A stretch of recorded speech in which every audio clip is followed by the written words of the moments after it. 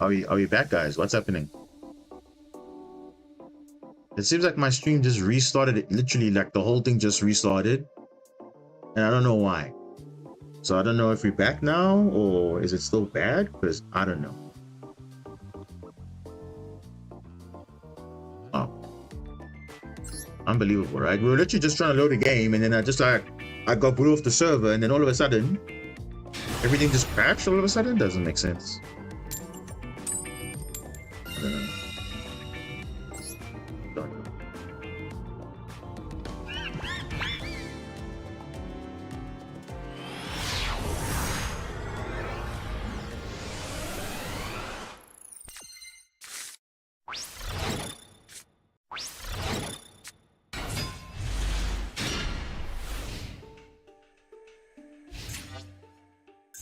Lawn heat trap.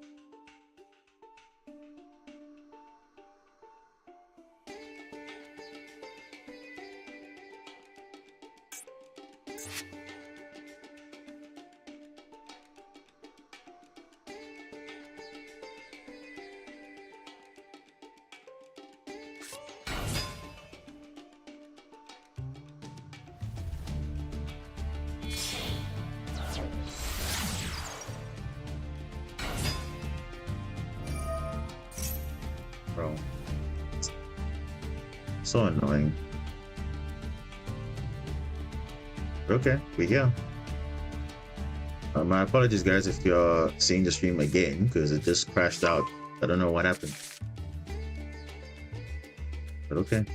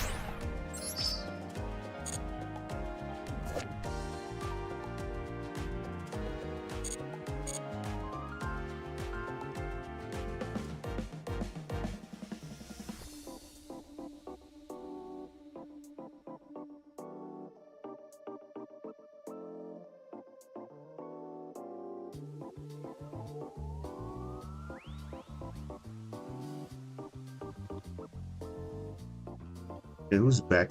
Let me just see, is everything gonna be fine now? Okay. No, I wasn't saying anything. I was just trying to figure out what happened to my internet. So while I was playing, I was just talking to the guy now that was trying to figure out what actually was going on with the internet. So that's why I wasn't saying anything. So I was just playing, but I was talking to someone because my internet literally just cut out. So I'm just trying to understand why that happened, because I was literally in the game. I mean, you saw I was literally in the previous round, and then I got disconnected from the server. Okay, cool. Then as I go into the next game, boom, the internet doesn't want to work again. So I don't know, understand what happened. So weird, but okay. I don't know. But no, literally, all the internet just reset. It wasn't Twitch. Also, I checked. Also, it wasn't working because I couldn't check to see what was happening. So everything was just down. But if you're saying Twitch was fine, but I don't know, because it seems like because the whole internet shut down, so both Twitch and YouTube is affected. So I was like, whatever. That's fine. I mean, at least I did the dice rally, so it's pretty much done. The other ones are just for like extra tickets or whatever. Yeah, so as you can see, I got the maximum stuff, so at least I'm done with the dice rally at least. So that was fun. I mean, I could keep playing, but it's not like for any gems or anything, so it's like pretty much done. So just for those that are wondering, this is the list I was running pretty much for the whole event. So what I did was I just upped the Mermail package. So I just added another Neptibus, another Shadow Squad, another Shrine, more Aqua Angel, because remember now there's no like hand traps per se, so even added one more Teus just to be more consistent in a way, and it is relatively consistent, so it's really fine. How did you fit in the one equip spell? Which one equip spell? Which one? There's two of them. There's this one and then there's this one.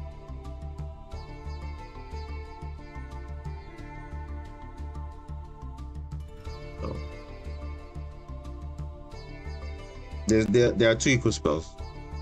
The one that negates spells, I think it does really come up, because if you can see your hand and you know, okay, like your opponent's hand, you can see, okay, wait, these guys are probably using spells. Let me play around that, because remember, Argonaut can negate once, but with this you can potentially negate twice. So it's actually can come up in some situations where you could do that, because there are certain lines where Abyss Shrine in the graveyard can trigger this if you ditch a water monster, and you can re-equip this after using the effect, so it actually can really do that. How can you potentially negate twice? Like I said, Abyss Shrine.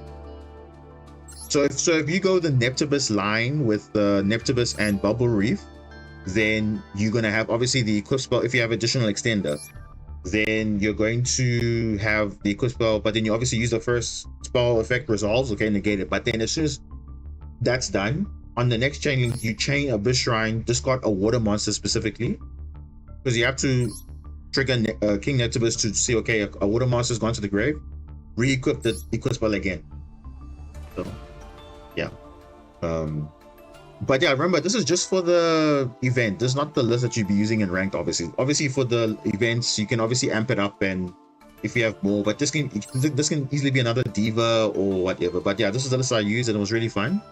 So no issues at all. No issues at all. So yeah, good list and good. Okay, so that dash rally is done. So no, should I even go ranked? I'm not even sure. You think Twin Neptibus and Mermail Shadow Squad is still fine in a best of 3 format? Best of 3. Best of 3. Okay, so best of 3 is slightly different because you obviously have more chance, but I think it's still fine, because remember, you don't want to obviously see multiples, because now you know what the risk of running multiples, it becomes bricks. Because for example, if you see 3 Neptibus in your hand, what is that doing for you? That's doing nothing. And then the same thing with 3 Shadow Squad, because especially Shadow Squad on its own doesn't do much, But even if you draw another Shadow Squad and you discard it, it's still okay. But you rather have that in the deck because you need to send something for cost. So that's why I think the ideal would be 2. But in the pure Mermail deck, you have to play 3 because you want to be maximum. For maximum consistency, you want to see multiple. But it doesn't necessarily mean you're going to be seeing all of it. But it is a possibility. But as an engine, you don't need to run 3. It's not needed. Because remember, bearing in mind, Neptibus is expensive and Shadow Squad is expensive. So I'm saying you can get away with 2 and you're perfectly fine. Let's check this. Okay. Yeah, so like I said, you can get away with that perfectly. You don't need to necessarily run 2. You don't need to necessarily run 3, sorry. You can get away with it. Literally get away with it.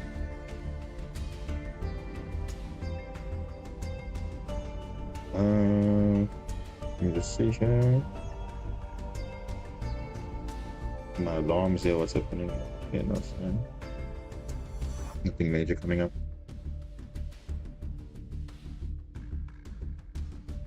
Good. Yeah, so like I said, it's literally 2 to 3 because remember, it is expensive in general. Like the Mermail stuff is expensive, so it's really it is what it is. How's the dice rally? No, I just finished it now.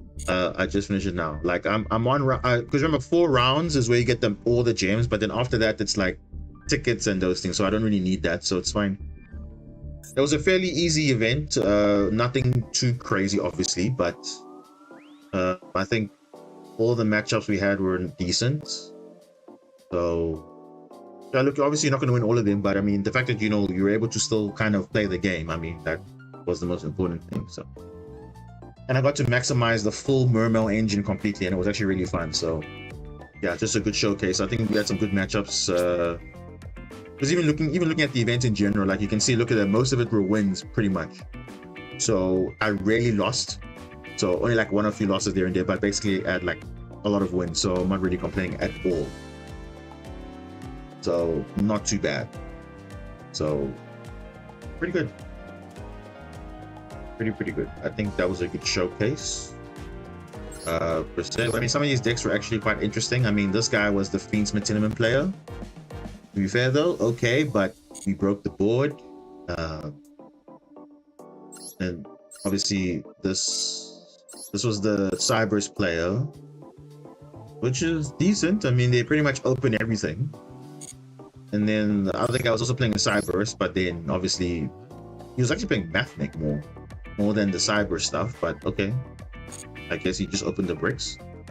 And then we played Dragon Link, but this guy had like stupid negates though. Like he had like so many things, and obviously I was hoping he was playing around stuff, but I guess yeah. You see, you'll notice a common theme. Everybody's playing Fiendsmith now. And when I mean Fiendsmith, not playing like Fiendsmith, but they're literally playing Fiendsmith with just Bestials. That's literally all you're seeing now, because that's what, instead of playing a normal deck, you're just playing a control deck, which is fine. But then it gets to a point where now it's like, okay, now you're telling me that's the best deck in the game right now? Because everybody's running Fiendsmith control now. It's like, okay, cool, you're trying to stop the meta, yes, but you can still get the hand traps and all those things, and you obviously can play the Primite stuff that also gives you some turn 1 play, but yeah, it's really just all over the show. And then this guy was playing Blue Eyes, but he literally bricked. Literally, he had like Imperm, Purge, Roll, like, yeah, just bad. But okay, that was the event, but it was actually fine. Nothing wrong with it, and at least we got bonuses, so okay. But yeah, back to obviously the grand scheme of things now. Obviously ranked. Honestly, the way ranked is going, I don't know. We're going up and down. So we're currently in Diamond 4, but we're going back and forth. I don't know why, but I don't know what should be playing. I think I'm gonna warm up for the meta weekly, so I'm gonna use my week list of the deck list of last week. Then we'll see how we go from there. Still live. Yeah, the thing is, the stream literally crashed. So I don't know, like it just reset everything. So I was like, okay. Because it just randomly it does that sometimes. I don't know why it does that, but it just does that. So I was like, okay, fine. I mean, we're here now, so might as well. Might as well.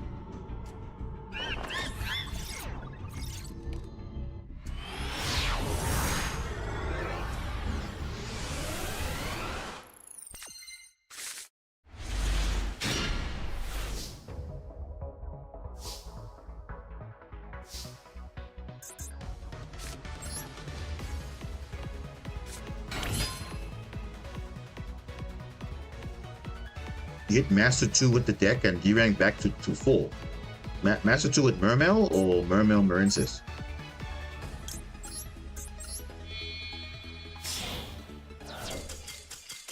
Okay. Bro, it was your rank up game. Why are you scooping, bro? I don't understand. These guys are just so weird, bro. Like, Master 2 was so weird, bro. Like, why are guys scooping like that, bro? I don't understand. Okay, you're playing Argus Stars. Okay, to be fair, though. I mean, still, why scoop though? Why scoop?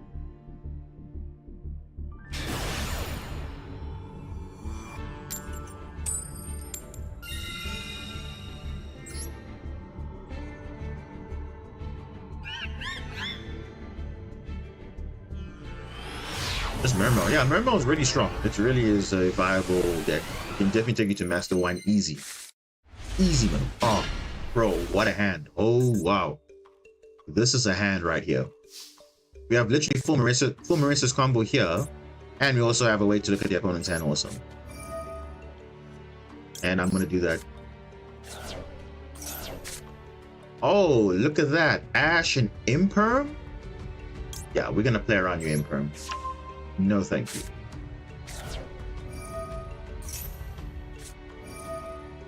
Uh-oh. He's not going to be happy.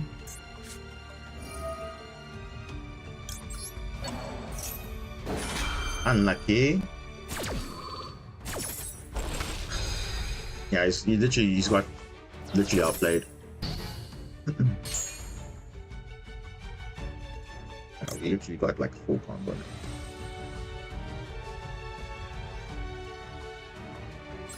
Yeah. We literally have full combo, bro. Literally full combo. Light stage? Maybe we can add it. Doesn't have draw, so it's fine. We have got combo.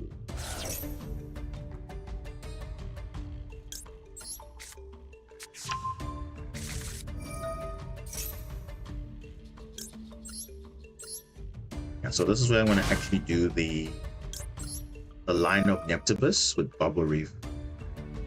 So I'm going to pitch this. I'm going to add the shrine. I'm going to add Neptibus.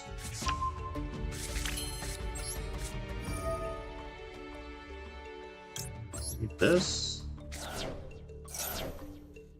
What do I don't want to see? I don't want to see this.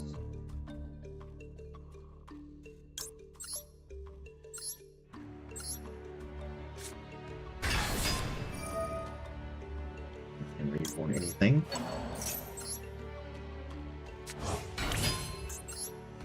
Yeah. So, tricky time. If you are here, I'm gonna literally do the combo that you just asked earlier.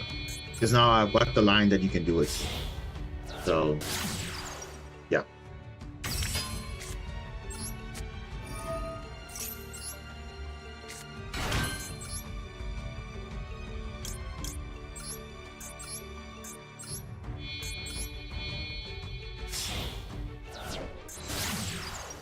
Yeah, this should be a GG because the Imprint will do nothing. And we good.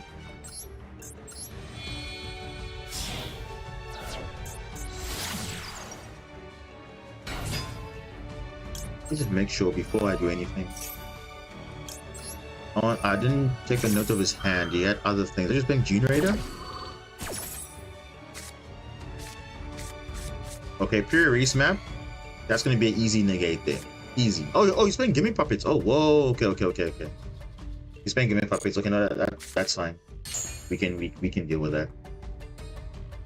We can deal with that. That we're gonna be fine.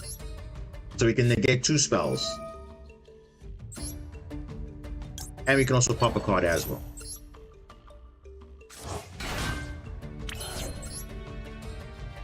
Can you technically have Argonaut and Neptibus at the same time? You can, but it's not going to be beneficial because remember, Neptibus has links pointing downwards, so you can't really have both.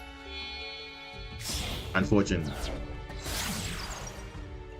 I mean, it'd be great if you could have both if the link arrows were slightly different, but of course, they're kind of 2 different things, so they're both complementing each other. So. Well, Argonaut has 1 link arrow pointing downward, but remember, you're trying to get the benefit of Neptibus protecting your monsters. So it doesn't only protect your back row, but you can't put monsters in the back row. So you have to pick. So that's why, at least with this build, you have 2 options. You either go Argonaut line or you go Neptibus line. But a Neptibus line will basically be Bubble Reef. That's so you must just pick and choose what you want to do.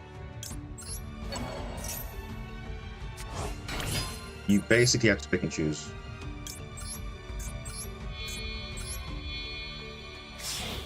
Yeah.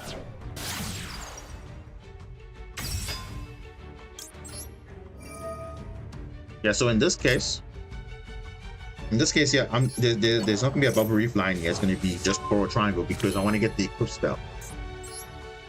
So this is where, but if you have another extender, you can definitely get to a link 4, but most of the cases, if you want to play around, like you see now you have spells, you can definitely stop that. So this is where you're going to use the equip spell instead of the Monster Reborn equip spell. And also you have Double Wave too. So it's not, we actually have 4 interruptions. We have 4. Because it's 1 equip spell, 2 spell negates, and then 2 monster negates. That's actually quite a lot. And also you have 5 with a heavy infantry being used. It's like another disruption as well. So this is like your ideal, like your max. You could have up to 5, but only if you're using this line though. With Argonaut, it's only maximum of 4 because it's obviously spell trap negate, 2 monster negates, and then heavy infantry being discarded. That's the maximum if you go Argonaut line most of the time, but if not, then yeah.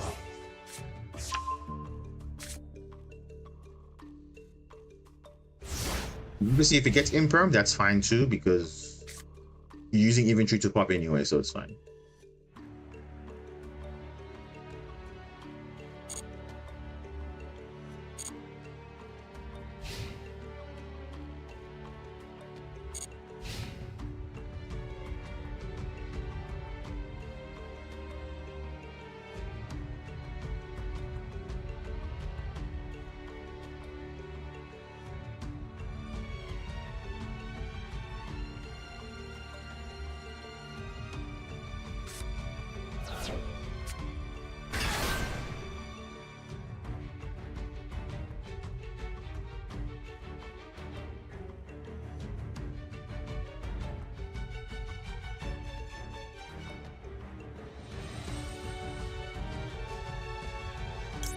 Yeah, so this one we're gonna use one. We're gonna use one of this.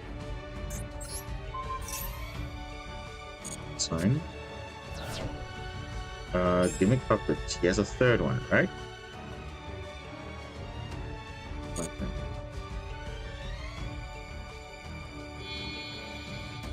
Yeah. Typhon. Ooh, scary, right? Well, we're unaffected, so.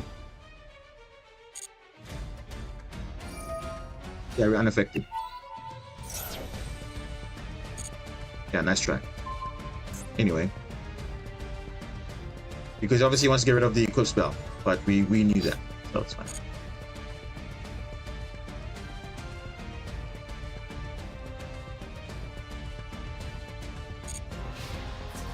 Ooh, battle phase? Oh, that's what I love about this shrine. Okay, cool. Battle step. Let's surprise him. squad inventory. Get a draw. And a pop. Done.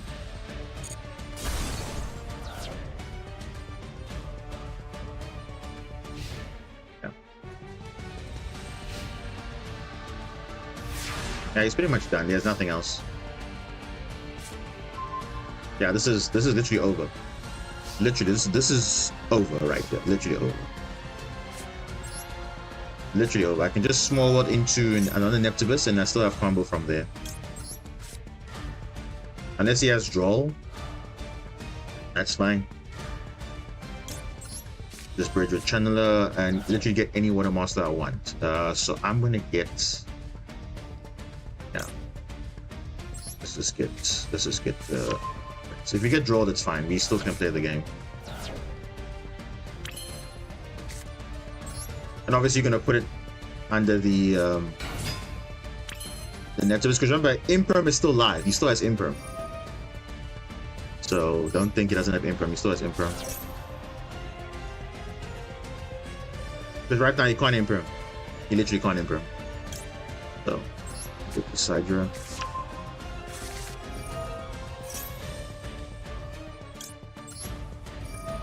Yeah, this is literally like.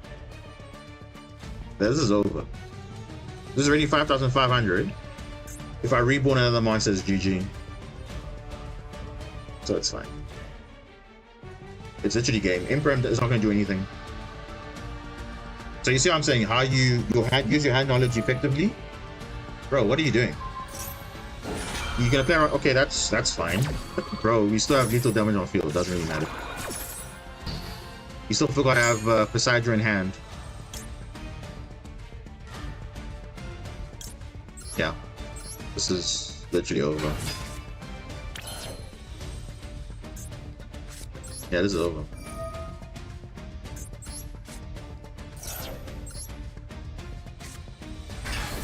It's literally over. Yeah.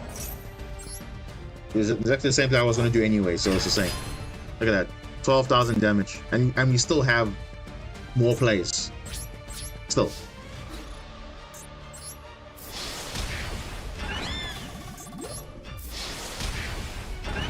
Yeah, GG's. You see, so you basically decide based on your opponent's hand if you can see it, what play is gonna be better. Is it Argonaut, or is it gonna be this line where you're gonna have, you know, just controlling the field, but specifically if you know they're gonna be using spells and those type of things, then the Neptibus Bubble Reef line is better. But if you can't get to Bubble Reef, Link 3 is also fine too. Do you main a deck? What do you mean, do I main a deck?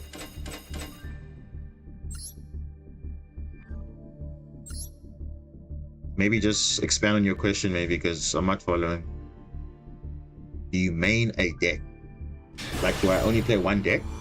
No.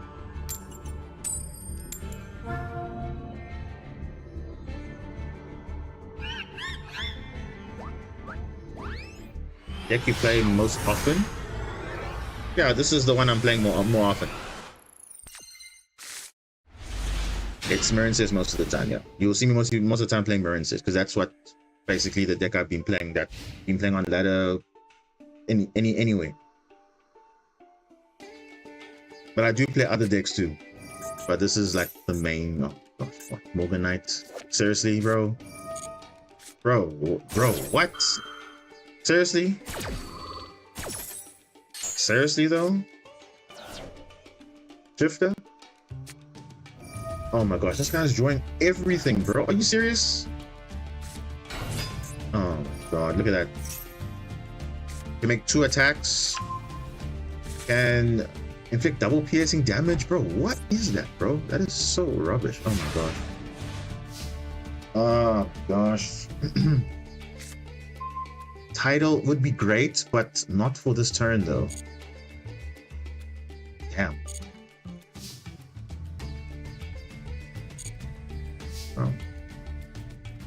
Bro. Like, wow. Seriously? Had to get you back for last game? Bro, that's fine, but literally Bro, why? Like, why though? Just why?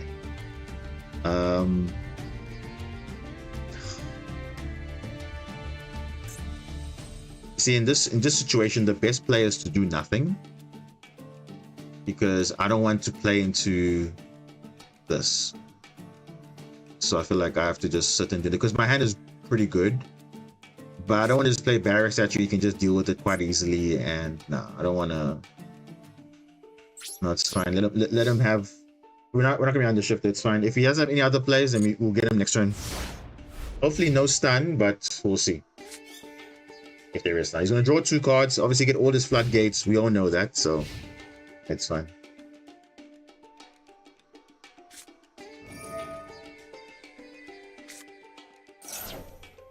Wait, what now? He's playing Flounder Reese? What? Bro. What? Playing Flounder Reese. Of course he would be playing around. Of course he would be playing Flounder Reese. Of course he would. Of course he would. Well, it doesn't really affect us because we actually have ways to play around it. So it's actually not that bad. And I believe the cards say if your opponent battles a monster specifically, they do double damage, but okay, we'll see.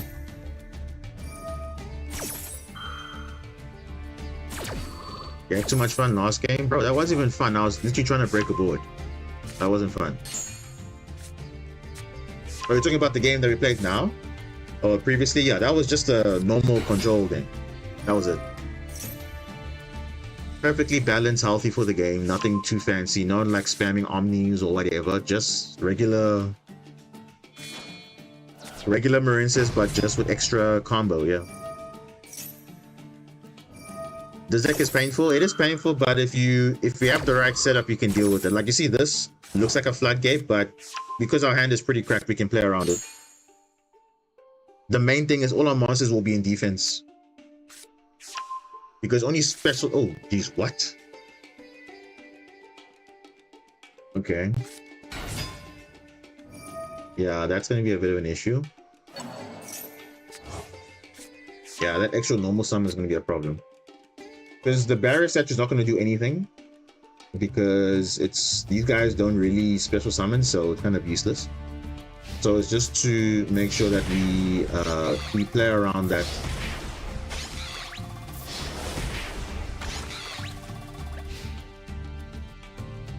And summon everything in defense, all our special summon monsters. Yeah, I think we'll be fine. We should be fine, I think. Let's see what we draw here. Seal's not that amazing, but it does play around. You see, the problem with now Marines is now the links are going to be the problem. But the Xyz will be fine though.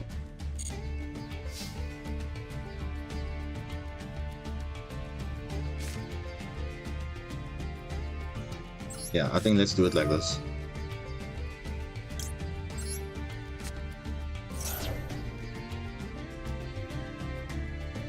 He doesn't play Maxi, so I know I'm very confident he doesn't play that, so it's fine.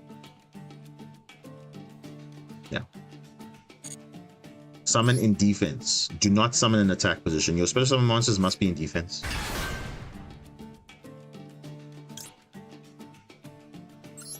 Yeah. You can use the punishment, that's fine. I don't care about it. It's fine if it gets negated. Yeah. Okay, so now I can search Abyss Shrine, which is going to be very good here. Very, very good. And again, I can summon, you know... Actually, no, I'm gonna actually hold on to that. Hold on. Hold up.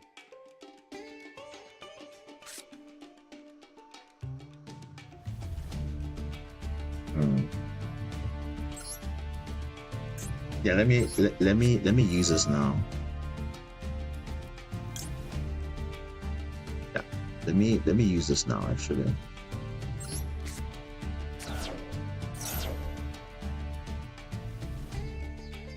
Because I can still special summon, spin back everything, and then we go from there. Yeah. Send a monster. What do we send? I think we send another Basil. Or we send... What do we send? What is a good send here? We're not going to send, obviously, Atlanteans. We're going to send a Mermail. Yeah, I think we're going to do that.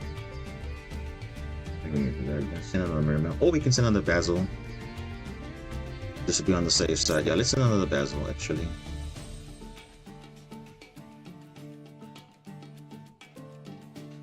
Oh, actually, no. Let me send Archangel. They have 4x4, whatever they want to send, so it's fine.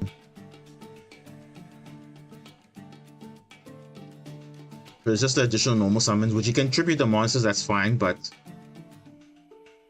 as long as we have a way to, you know, not play into that. Yeah. You have to play everything now, and then we go from there.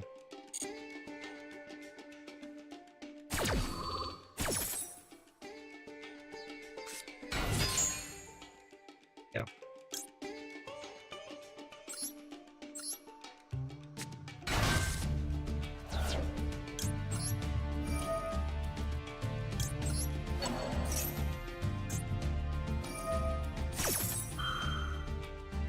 You can still send a card, that's fine from my field, that's okay, because it's like not a big issue. We'll just see what he does. We have a normal summon, and also we're playing around the Flanderies field spell as well. Because these guys will normal summon for years.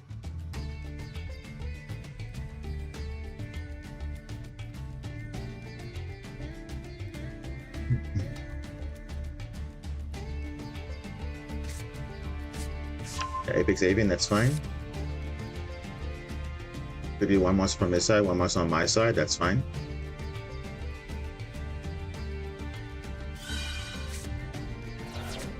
Still triggers, doesn't change the effect. What?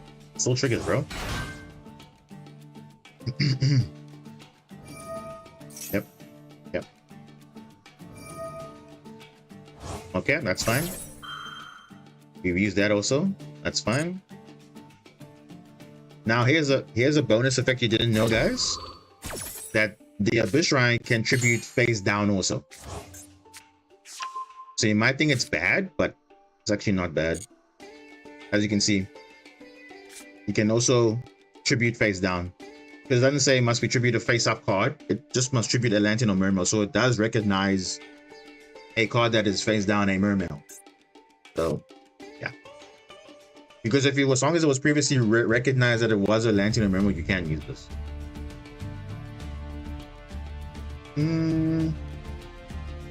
Let's see. I'm actually gonna hold on to it. You didn't know that? Well, now you know. There's those small details that people don't think about, but it does come up. So if you get flip face down or whatever, you can still tribute with the Abyss Shrine.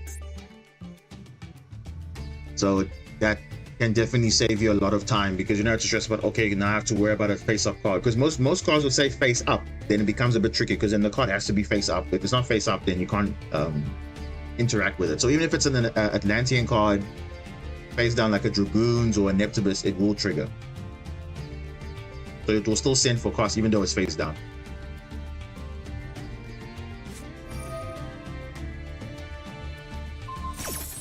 Okay.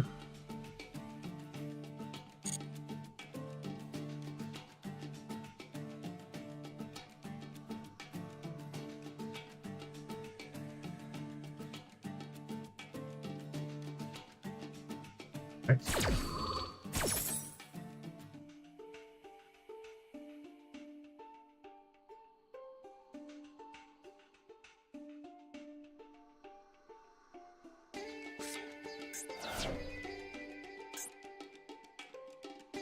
Wait, Trevor, what? I wasn't expecting that though.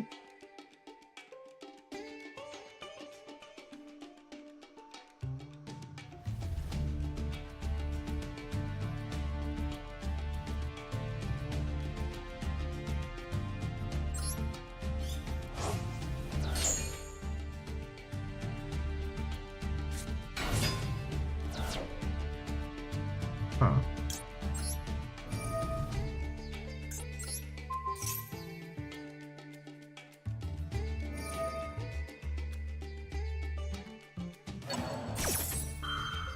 In the trap.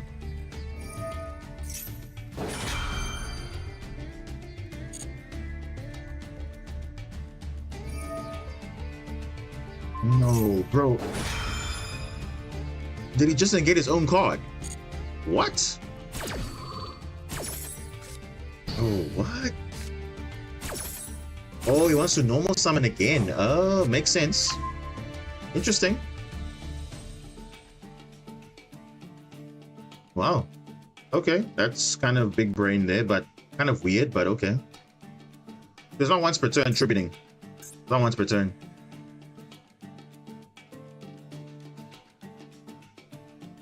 I'm like, why would he even get his own card? But then again, he wants to summon the thing again to use the unexplored wins again. Interesting though. Yeah, it's a bit weird, but okay. I wasn't expecting that, but okay. Okay, so now you can obviously negate my Abyss Shrine, which is what we didn't want. Okay. Because I wanted to use this, but now it's not worth it now to use it. Because of that. Because I can't negate this. Like, just to show you, I can let you tribute any of these. But yeah, it's unfortunate, but you can negate this. He can negate this. I mean, it'll be very weird if he doesn't negate it, but he probably will negate it. Yeah, that's about right. That's about right. Now, mind you, he did get benefit of drawing extra cards, so I'm not gonna say, oh, he had 2 extra cards to draw. So he probably obviously got the stuff he needed, so it's like, what can you do?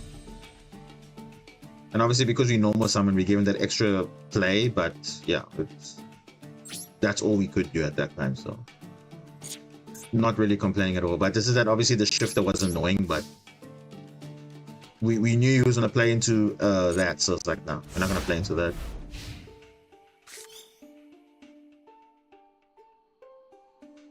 It's unfortunate, but it's fine. You can't win them all, as they say. I mean that was a bit of a big brain play he did there, but most games would have been so lucky though. Yeah, this is just like free real estate. Better than sending anything out there. And of course, this beautiful floodgates on the field, so yeah. For Link monsters specifically.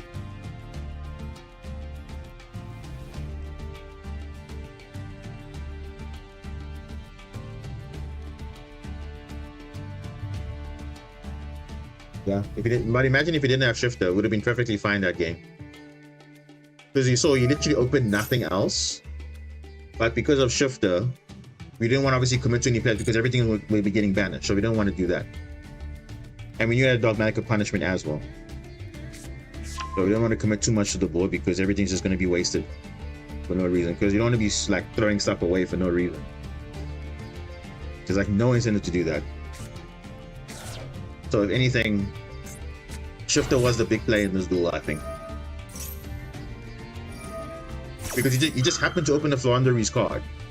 Just saying, he just happened to open that.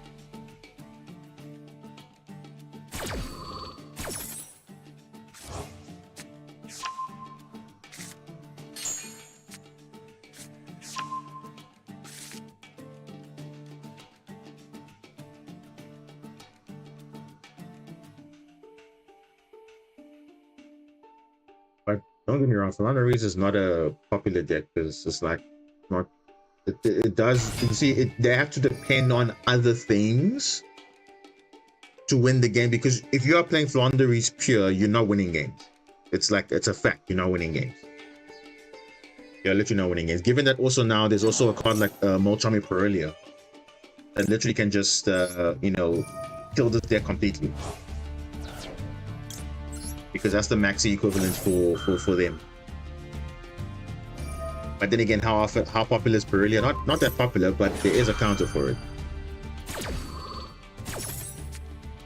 And obviously, you can play around this special summon restriction of your attack position monsters that are special summon.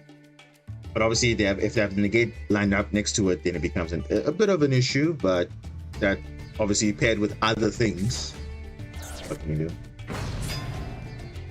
And not being once per turn also is like, that's kind of the flaw with most of these old cards, because like this is once per chain, but doesn't say you cannot use the effect again.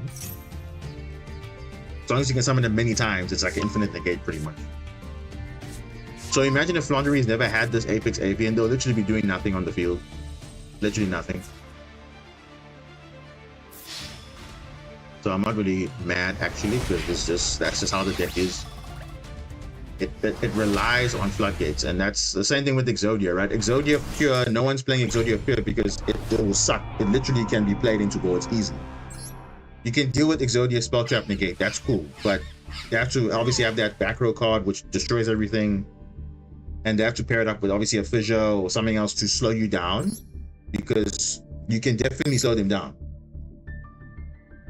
So you know, when you have to rely on cards like that, then you know your deck's probably not that good.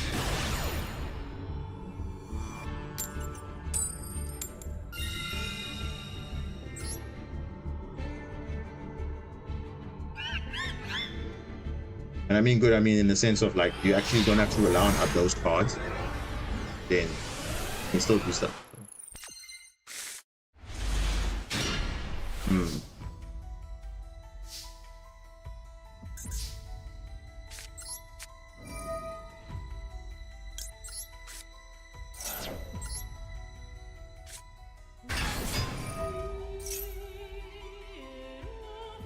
Oh? No.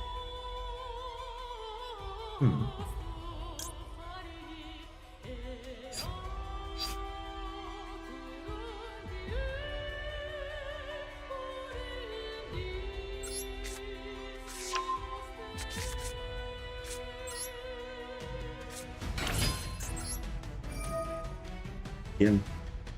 The win rate, because people don't have, they don't remember, those type of decks are there to literally just slow people down.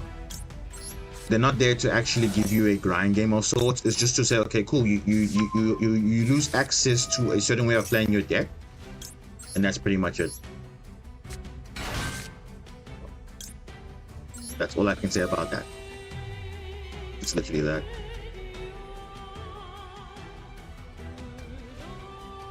Exactly, going second, they can't do anything, and that's exactly my point, because they're only designed. Okay, Castero, you can argue, yeah, can do something, but there are many that like going first, so it's like, yeah, can't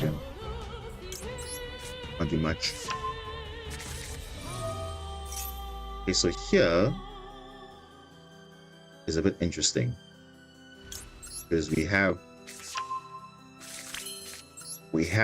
already one of the equip spells already, so that's actually quite good for us. Ooh, look at that, Snake Eyes. Ooh, okay, so this is where we're going to use yeah, I think one equip is going to work. Snake Eyes, bro. But just look at how many one card combos they have. They have Snake Eye Ash, they have Engraver, they have Sengenjin, and also they have 1-for-1. They have 4 one-card combos in there. 4. Well, the other one's a discard, but they have the discard already. So, honestly, what do we get rid of? Yeah, this is going to be a lot. I guess Engraver. It's going to come back to him anyway, but you see now, we now have to decide what we're going to do here, because this guy has too many plays. He has literally 4 one-card combos. 4. 1-for-1's a play. Sengenjin's obviously a play. Millennium. Snake Eye Ash, he just hard normal summons. So what he's going to do is going to do all those other plays and leave Snake Eye Ash for last. Which is fine. which of course you'll do that. Because going Argonaut's not going to make sense here. It really isn't. Given that he's got like so many ways to play the game. Abyss Dweller, I don't play Abyss Dweller. I don't play Abyss Dweller. I don't play Abyss Dweller.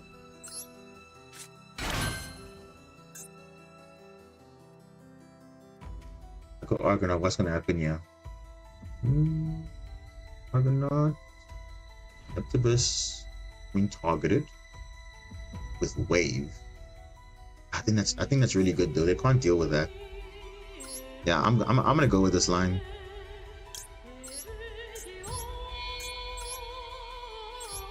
Because Argonaut's not gonna do anything. Yeah, it might sound weird. I'm up playing Abyss Dweller, but remember, you don't really need Abyss Dweller.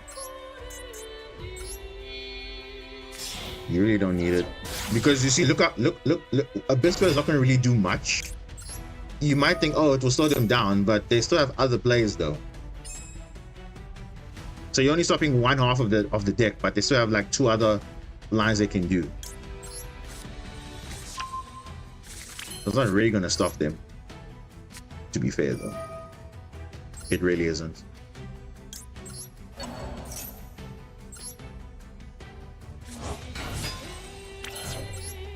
I mean, it's useful for the best of 3 tournaments. Yeah, but even for the best of 3 tournaments, I mean, I'm not worried about making 2 level 4s going into Abyss Dweller. That's not something I'm worried about. Because I can tell you with confidence, Mermail can play through Abyss Dweller. They can play through that. Even Mermail Marine says we can play through that. It's not like a big issue. So I don't think Abyss Dweller is as impactful as, let's say, something like, you know, then how do you out Mermails? Bro, you just have to know, you just have to hand trap them well. And I mean hand trap them well, I mean knowing those small interactions will help you win Mermail. Because it's basically, that's how you, like the same thing with the mirror match, that's how you have to know those small interactions. Because you don't go for the standard plays, because you know they know you want to go into this, so you go for something different. That's how I'm like. I remember even a dice rally, I even faced against the Mermail, you know, Mermail deck. It's like not that bad. It was literally okay. I was able to comfortably get, you know, through the board. They went first. They made their full normal combo, and then that was it. Still broke the board, and that was it.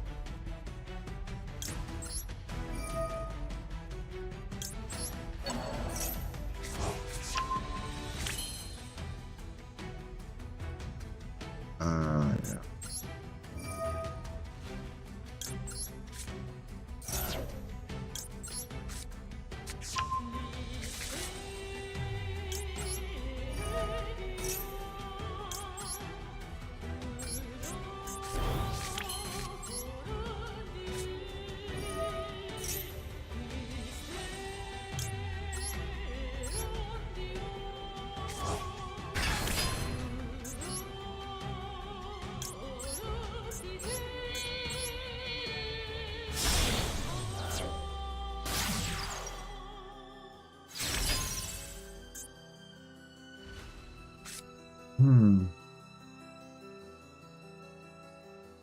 Yeah, these guys don't play back row cards, so it's fine. Then how you don't get into top 4 in meta weekly, but that's just meta weekly. That doesn't define master duel. You must always be careful. It doesn't define master duel meta weekly. It's just a way to see in a competitive sense how a deck fares, but it doesn't necessarily say that's the exact way you must play a certain deck. Because I mean, getting top 4s was one thing, but it doesn't mean your deck is better than others. I mean, it just means in that moment you're able to beat that specific deck in that setting. And also remember, best of 3 is not realistic because it's not representing what's happening in the current format right now. Best of 3 is a way of saying, okay, you're not going to be losing just because of one single card, for example. You know, you don't lose to one card, and then like you don't have any other way to play the game. So that's why best of 3 in that setting makes sense. You know, so it gives other players a chance because, for example, if you guys saw the meta weekly, for example. The guy was playing branded. He had a crazy top 16 matchup, but yet in the top 8 he lost to FTKs. So it prevents those type of things where, oh my gosh, you have such a crazy game, and then all of a sudden you get another matchup where it's unfavorable for you, you can't interact, and then that's it. Isn't it basically that's what the ladder is? It's basically that, is it not? So ultimately it's not it's just a way to give people a chance to say, okay, I can still showcase something, even though I got out of I lost to 1 card or unbreakable board over, it gives you a chance. So that's best of 3 basically. But they don't have to do that. If they really wanted to make it a true tournament setting, obviously best of 1 is making sense. But then again, who's going to watch that? Because we all know what's going to happen. We just know what's going to happen.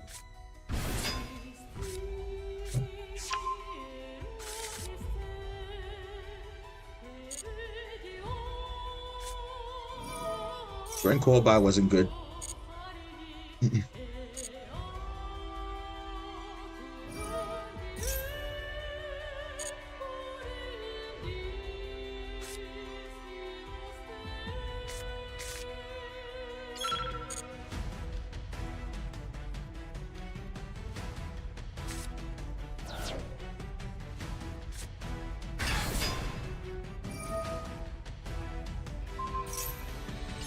Okay, I'm allowing it. That's fine. Go to the back row. I'm fine. You still got Bubba Rave to deal with. I'm fine with that.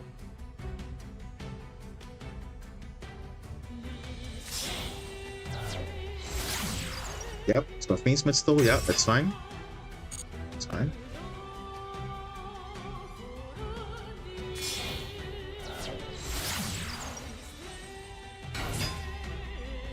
Yep. He has a normal summon. I know exactly what his hand is.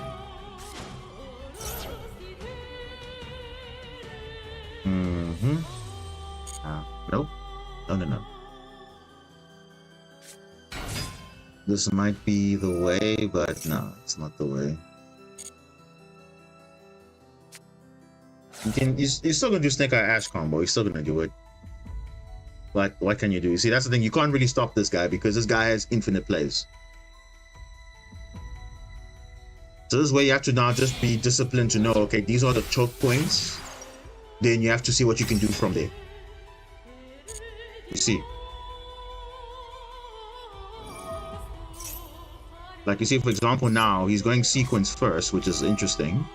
Because that easily is going to be baited. That's obviously going to be negated, obviously.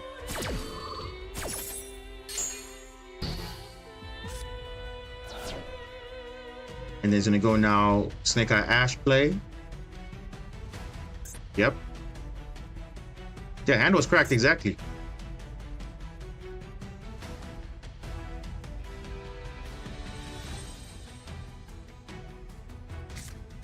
There we go, Snake Eye Ash. Now, the difference between Snake Eye Ash and other decks, you see, the thing is he literally had like 4 different combos in his hand. 4. Whereas I have to play discards and all those other things, very weird stuff. So again, here, being disciplined. When they want to summon from the deck, that's where you Dominus Impulse. That's it. Because after that, there's resources. Now they still have 1 for 1. So now you must decide, okay, when do you actually use Impulse? Because you want to summon from the deck, okay, cool, but they have 1 for 1 still. And now they have Original Sin for Scroll. So there are many ways to play the game still. Either way. So no matter what I do, it's not gonna really stop them. Like even the Fiendsmith now, it's not gonna stop them. They still have a lot of plays. So you need like 10 things to stop it. Which is not possible. Yeah, this is not gonna help. You always know I'm gonna try something Flame Burst. Yes, that would be ideal, but now the problem is, you see, even if you do that, they still have plays.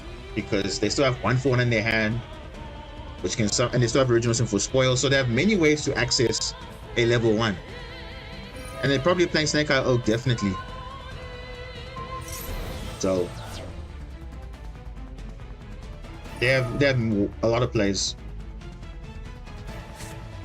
Like as you can see here, you would think this is a time to Impulse, but I feel like you should really you know, just hold on to it, because this is not a good impulse here, because they have another play to go into Flamebird. So either way, whether you do it there or later, they're still gonna have access to Flamebird. That's the problem. And they're probably gonna make a SP Little Knight or something like that, which is fine, because what can you do? What can you do? Because either way, their hand was good. So, and if your hand is good, you know you can definitely push through a lot of things. The same thing, I would make the same assumption. Okay, my hand is pretty good, but the differences between my deck and theirs, I have to discard a lot of cards to trigger stuff. For them, they're playing with one Ash, they're playing with one Engraver. That's already full combo on its own. 1-for-1 plus the discard off the Snake Idea Bellstar, that's a combo on its own. The Millennium card was a combo on its own. So really, it's kind of scary how much things they have to do, and they still have like a lot of interactions. So you think, okay, this is a choke point, yes, but if they have a lot of gas, it doesn't really matter. It doesn't. Now, if we had maybe a 11 negate field, that would be a different story, because I know for a fact they cannot play through that. Because you literally negate everything you see. Everything. But obviously, you don't have that luxury.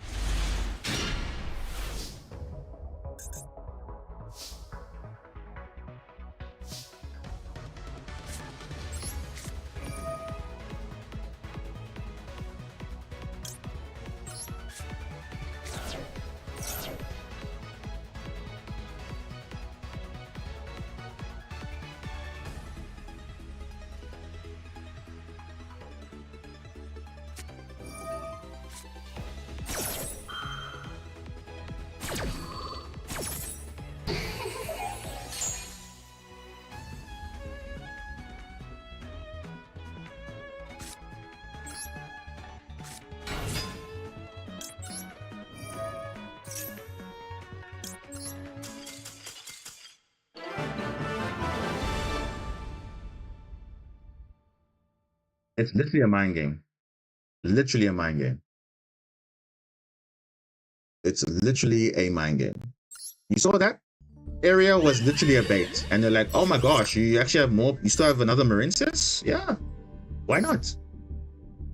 Let's see what it's playing. Look at this. Look at this, guys. Look at this. He's playing a... What is this deck? What do you call this? What is this deck? Good stuff deck.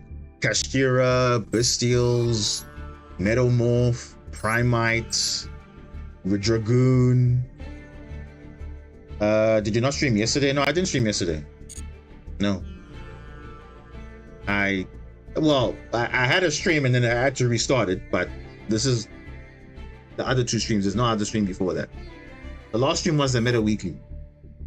That was the last stream I had before these two. But yeah, that was very funny. Baked.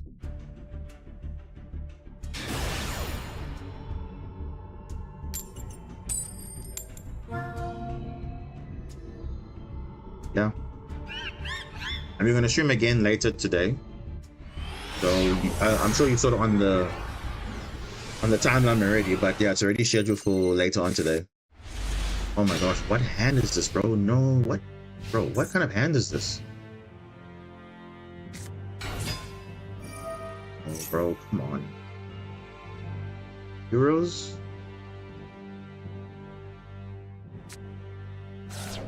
Okay, it's evil hero. Which is the problem. Which is like tomorrow for you, I think. Yeah, for most of you guys, it will be, you know, it is technically tomorrow because some of you guys are still like in the evening-ish or afternoon, but getting into the evening. But yeah, for me, it's already the Sunday already. But for some of you guys, it's still Saturday. But yeah, Sunday, it is going to be Meta Weekly Day. Bro, what is this guy doing here? Heroes, yeah, heroes.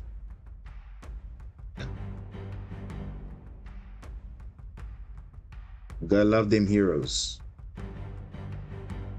Very respectable and balanced.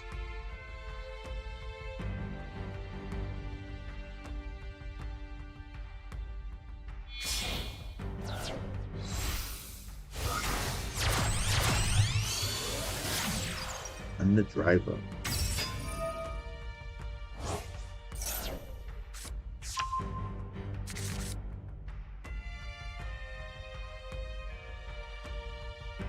What did he do? At Polly, I'm just gonna draw this guy. I'm just gonna draw this guy.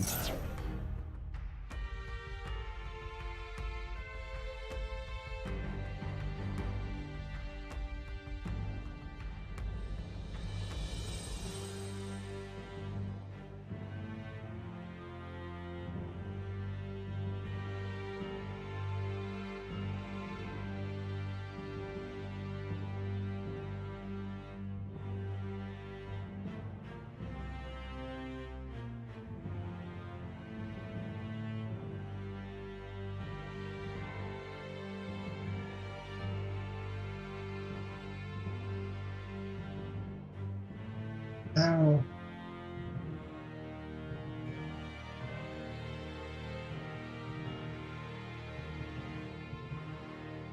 You want to support, you can like the stream. Oh, fusion, bro, the guy hard open fusion. Bro, what is that, bro? What are these guys opening this like the nuts, bro? That is just like where do I have that? I don't even have that first turn, bro. They just opened the nuts, bro. First turn Fusion Destiny. Are you serious, bro? Oh my goodness. What even is that, bro? Literally, that was his only play. Can you see what I'm saying? Like, that was the only play that he had. Oh. Okay. Well.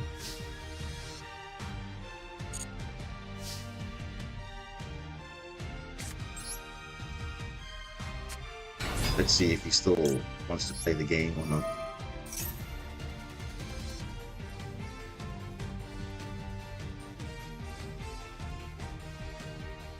Azalima needs to go to the grave and then we're fine.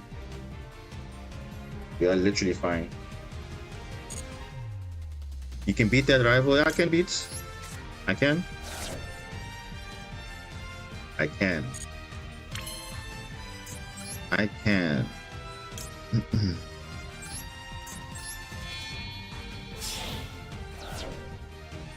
How do you feel about Heroes? Heroes is fine. It's perfectly fine. They have way too many monsters, but they are fine because they're not being played in other stuff. Unless you want to play like maybe Evil Hero with Chimera or whatever, but it's perfectly fine. Oh, oh, oh, oh. Okay.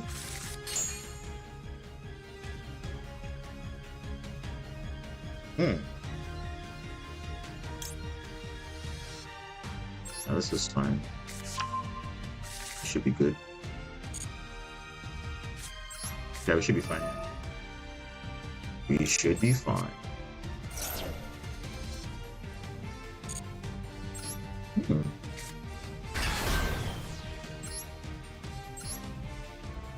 Yeah, we should be fine, yeah.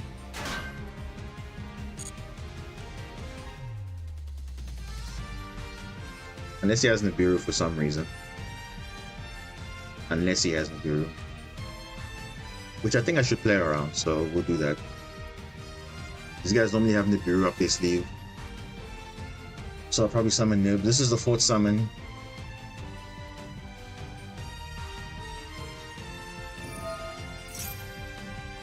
Okay.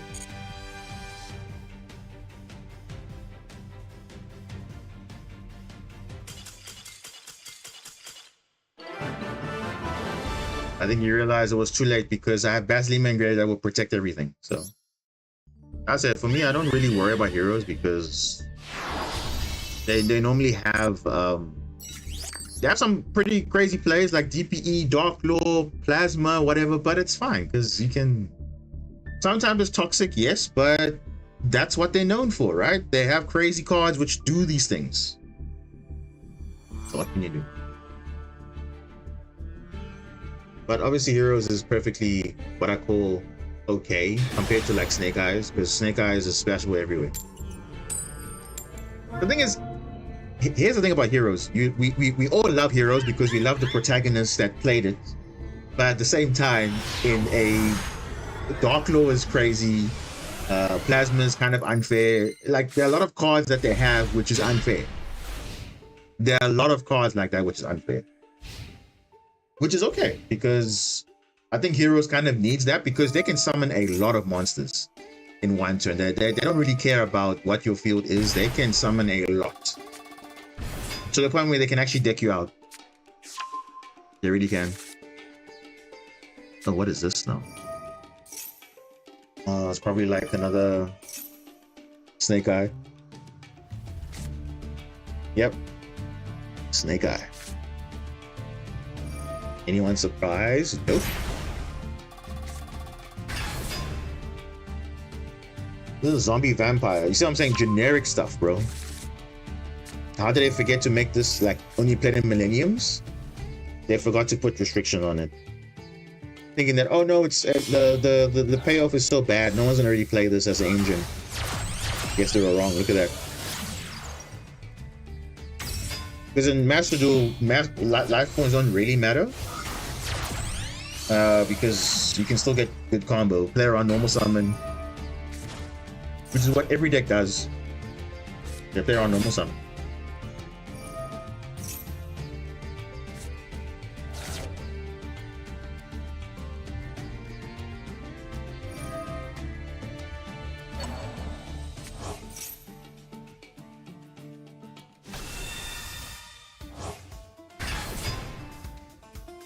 Smith, yeah. I saw people are kind of tired of Fiendsmith. And who do we blame for that? Why people are playing Fiendsmith? Whether it's Fiendsmith with other decks, Fiendsmith control or whatever. Like people are just getting fed up with it because it's kind of weird that this engine literally can recycle itself. If the engine could not recycle itself, I don't think people will be complaining about it. But the fact that it can literally recycle its resources and loop itself, that's kind of broken. I think that's kind of what makes it that kind of like ridiculous, because you can literally have like you saw in the Meta Weekly, the Dark Ruler didn't really change anything because he still was able to get set up even after a Dark Ruler. So it felt like, oh, Dark Ruler did nothing there. But yeah. What is this? Rank 4.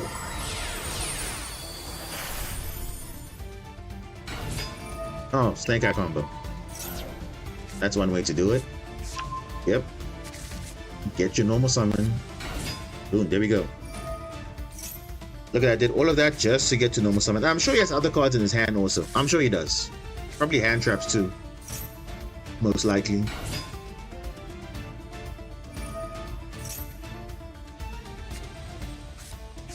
Now this hand actually is not bad. You might think it's bad, but it's actually not bad.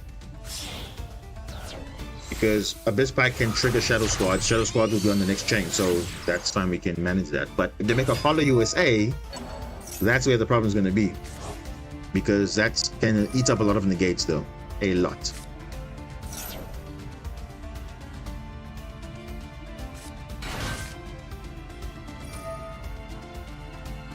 Bro, how is it fair they can use Millennium Engine though? Yeah, I mean, I'm saying. Konami knew what they were doing.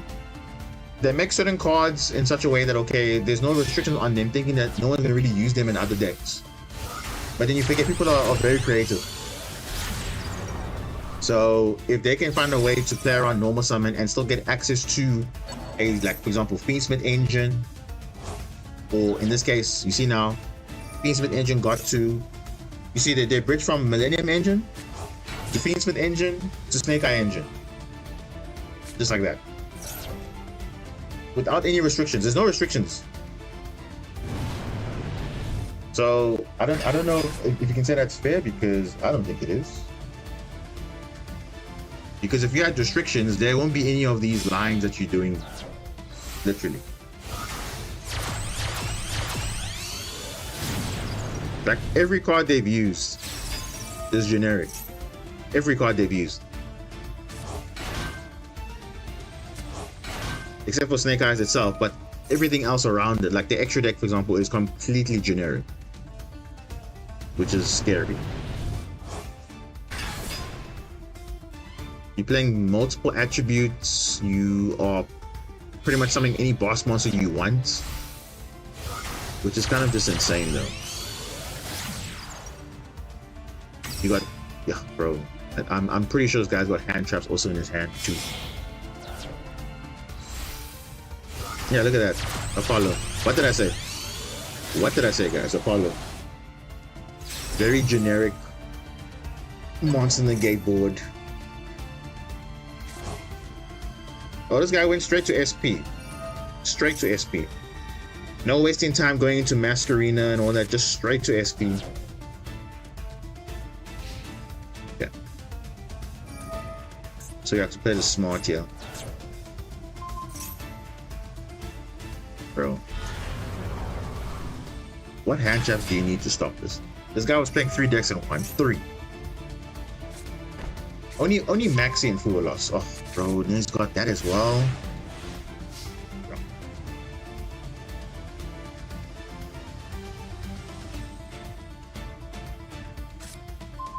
Ooh, Aqua Angel, okay.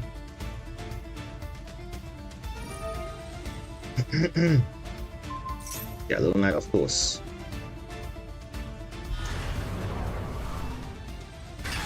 Yes, bro.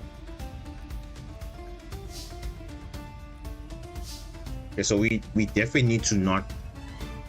But bro, this is gonna eat up 3 monster effects. This is gonna negate something. This is gonna banish something. So we need to be smart about it.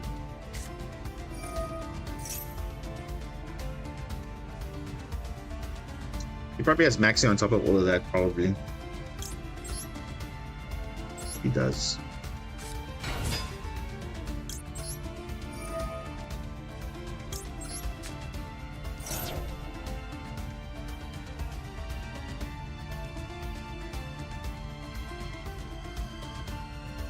That's gonna be a lot of negates, but we'll see. Little knight. What? Oh, I mean, it makes sense. I mean, it does make sense. It does. It does make sense. Because that will just eat up that, and then...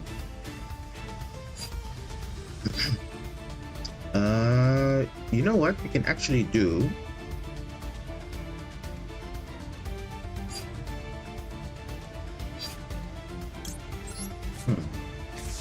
We can play around this. Let's play around this. Let's trick him. Yep, that's fine. Let's eat up those negates. They're still, remember, there's still Promethean engraved. You think there's not? There's still Promethean. What is this? Yeah. You can literally bet him out, bro.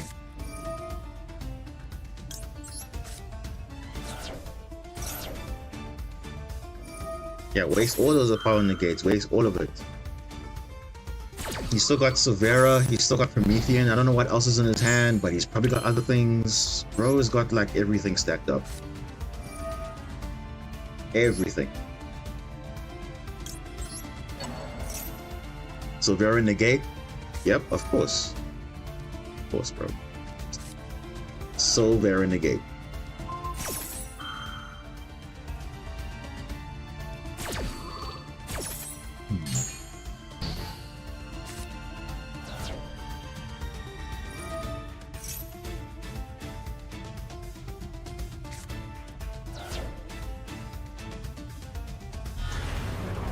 What? So you still have Promethean to deal with, you still have Apollo to deal with. So just imagine if Apollo wasn't there. I think we could have broken the board. I think so. What is that?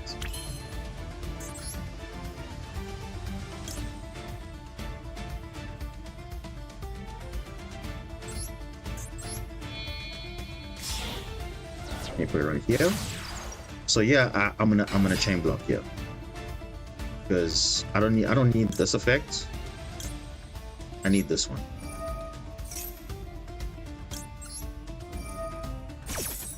You can Apollo, this is fine because that's just between Apollo or Promethean. Yeah, he'll pick Promethean, of course. Of course he would.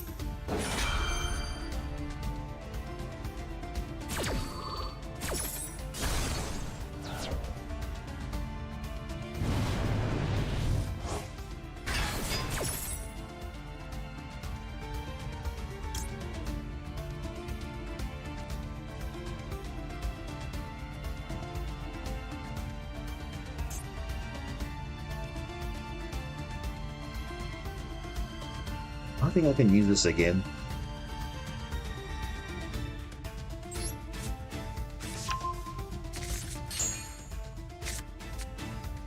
Oh my god, look at this guy, bro. He's got bonfires, bro. This is why bonfire is going to want, bro. Look at this nonsense, bro. This guy's just he's got follow-up on follow-up, bro. And this is why we don't need a card like this to be at 2 or at 3. This must be at 1, bro. Finish. Finish and claw, bro. Literally should be like that. It cannot be like this. Bro, we would have literally had this if Apollo was not on field. So this was this card was the difference. This card right here. It took 2, or also Little Knight as well, but Apollo specifically took up all those disruptions. So can you see, even with that hand, you see he still had a bonfire, he still had a talent, so in case we hand trapped him, he'll still rip cards. So the guy was good. It's not gonna do anything. Apollo, bro. It's really a card, eh? Oh, you forgot about SPO Knights. Bro. I wish I could summon SP Little Knight and Apollo USA. You think I'll be stressing about? No, I won't be stressing because it's an even playing field. But of course, it won't be an even playing field because some decks have restrictions, some don't. And there's no point making Apollo like setting up Apollo because it's only good to make it on your turn, not on your opponent's turn, because it might be disrupted. So it's all nice and well until things get disrupted. But yeah, look at that. Prometheus just reborning anything at once without any restriction and then push back, and that's game. This guy had everything, also had gas, also. Yeah. Snake Eye. Yep.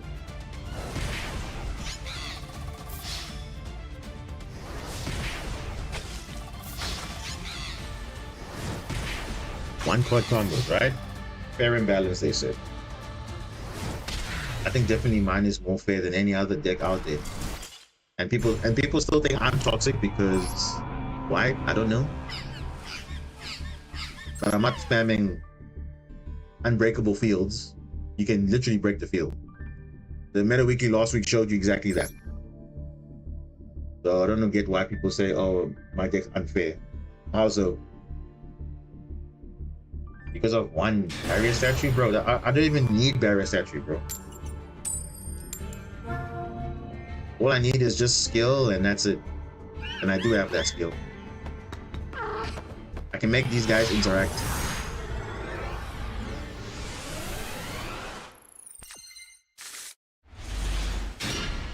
It's a good question. What's good to counter hand traps? We don't know. We don't know. We honestly don't know.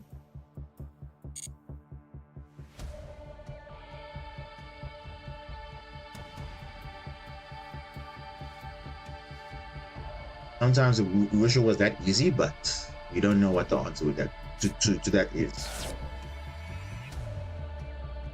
Because even the hand trap that they make is not even that powerful. Ironically, no. It's not. End of fusion.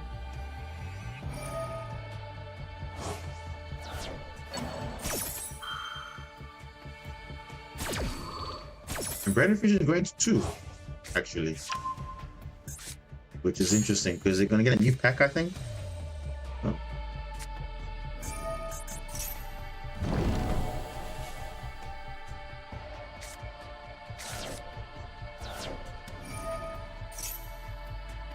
That's really good. And also, I think the alternative arts are coming for all the Albaz stuff. Obviously, from the Albaz itself, there's a Blazing Cartesia or Incredible Cartesia, one of the two, and then I think it's the dogmatical one. And then what? When you get negated, it's fine. 3 Imperm, 3 Ash, 3 Vela, 3 Ogre, and 1 deck is insane to have. Yeah, it is, but it's sometimes not even enough. Because that's the problem. I think what people tend to forget is that not all these hand traps are good. In some matchups, yes, but not all. Not all.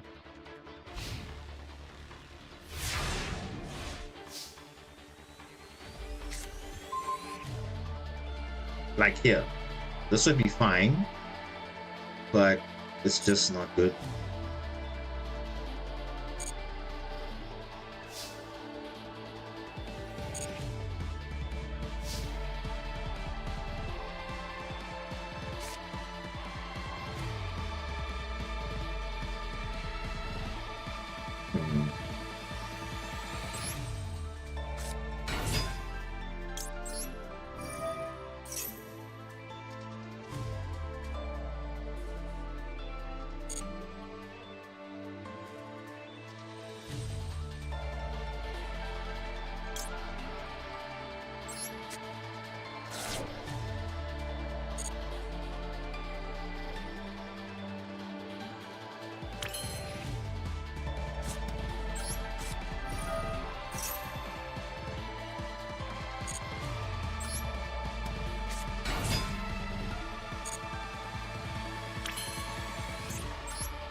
So Ogre can stop full on Albaz. That's fine.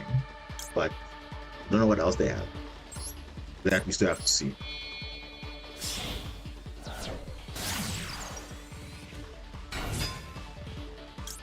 If I see what their hand is, then I know what's happening.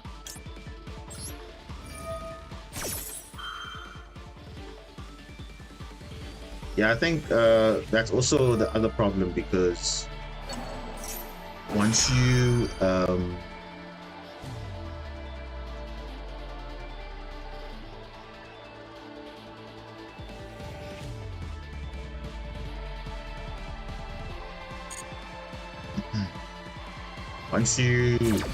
have your hand traps, you have to know all the interaction with all the main decks that you wanna, deal with. What is this? Bestials. That's not scary at all. Bestials, what is that?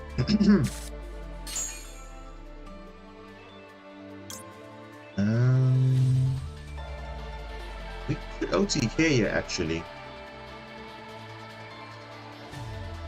We could. Yeah, I think we could. Should we try that?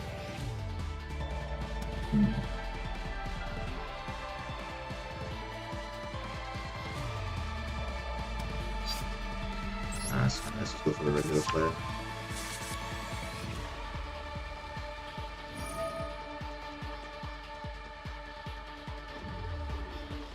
You can Ghost Ogre Albaz because it needs to be part of the fusion summon. So, yeah, this one we can Ghost Ogre that. Let me fizzle that.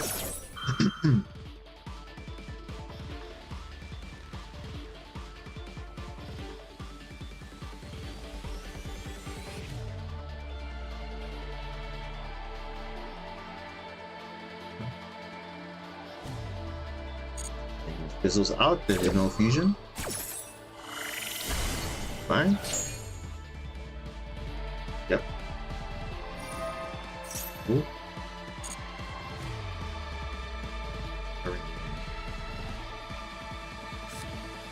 Trying to retribution again.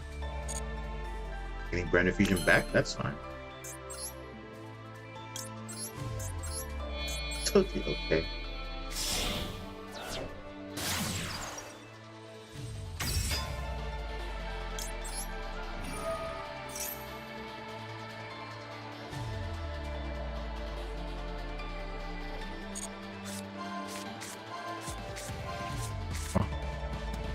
Not even good.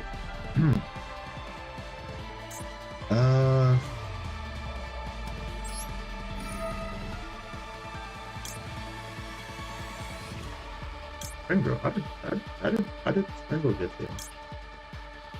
Alright.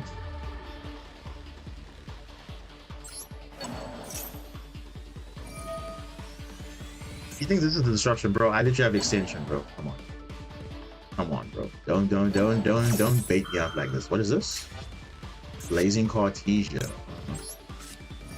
How about I just say Maxi? Yep. Let me get some draws.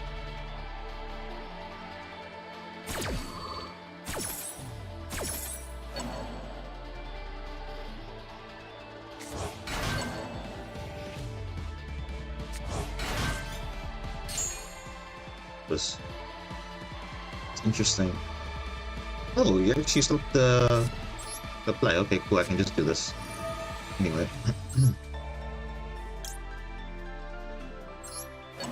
Bro, yep.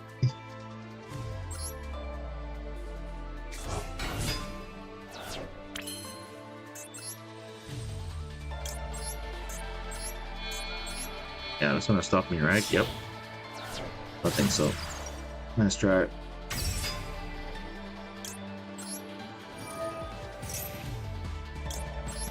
Let me mill an Atlantean at least. An Atlantean. Or something. And I can trigger this with the title. Let's see. No, not the... Bro, not that one. Not that.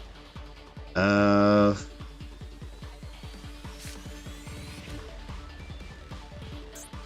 guess so. I can't really trigger it, so it's like fine. Okay, now if you want to use Cartesia, you can't use it. So it's like useless. You can't use it. Yeah, it's...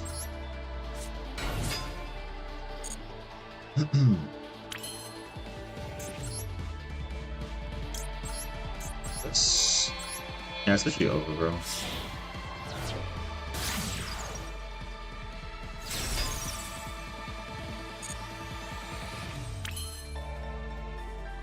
It's literally over.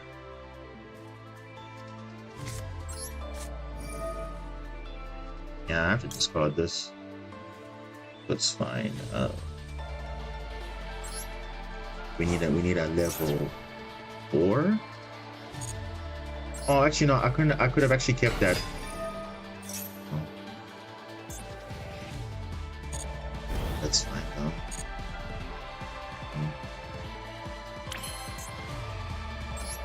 Yeah, I could have actually kept that, but it's fine. Because we can use the Maxi to make Zelantis. This requires a generic.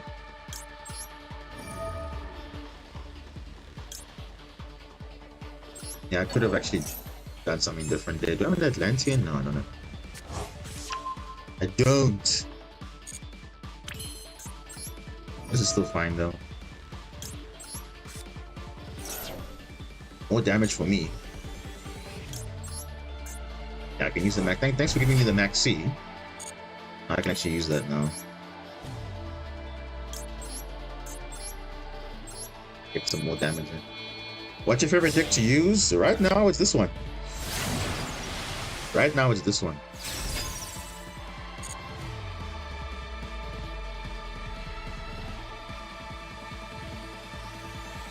Bro, I can literally negate your Cartesia, so don't even try, bro. Don't even try and activate it. Don't even try, bro. Yeah. Don't even try. Yeah, exactly. Bye-bye. Yeah. This is literally over.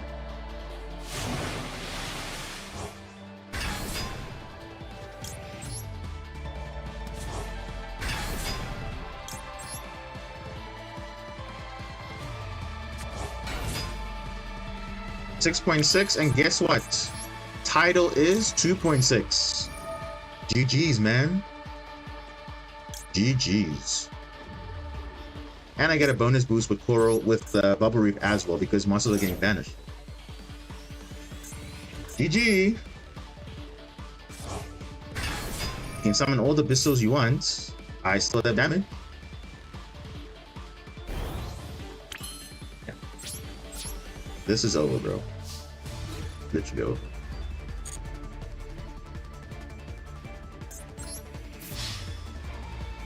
Unless you summon another monster. I don't know how you're gonna summon it, but we'll see.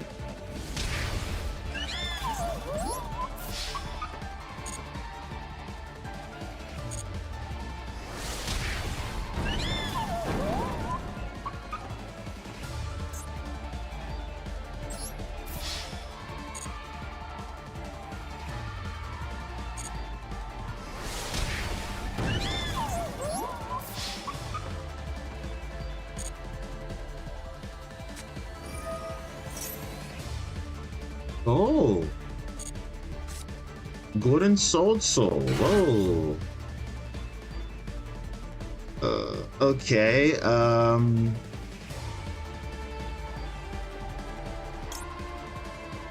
Now he does have another Bestial, so I feel like.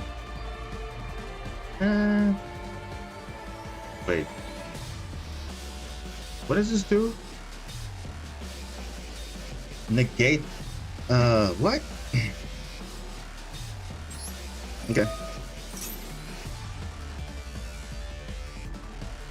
I think this is Diamond 3. I think.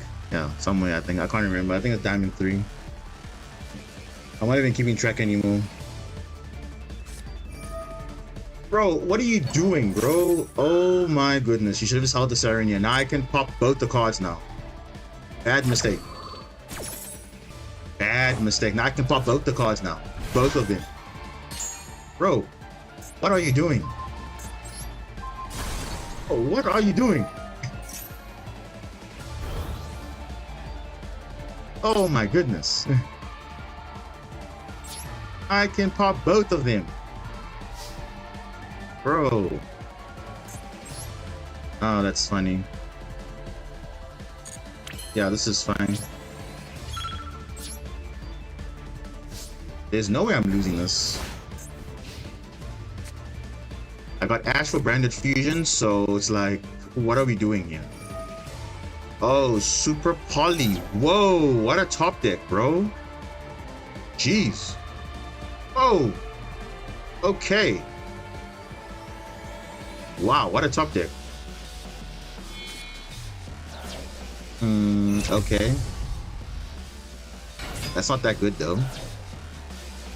Have you not seen my follow-up in my grave though? Bro, what a top deck. But unfortunately for him, I have Branded Fusion, so it's like I have an Ash, so it's like doesn't really matter. Either way, I had Wave, bro, what a top deck. But anyway. Ooh, Branded Fusion! Ash Blossom! Bro, really? I can play Branded all day. Literally, my deck counters you. Literally, my deck counters you. Hard counters. Bro, you can't activate Branded Fusion again. Don't be funny. You can't activate it again. Don't even try, bro. You can't even activate it again. Exactly. Bro, has you not seen my hand? My hand is cracked. My follow-up is good. And this comes back to my hand.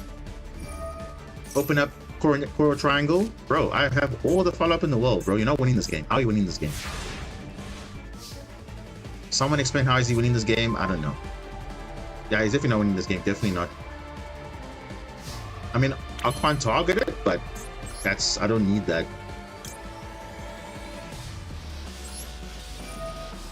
I don't need that. I don't need that. Bro, my follow-up is just insane. How are you winning this? I don't even know also. How are you winning anything, bro?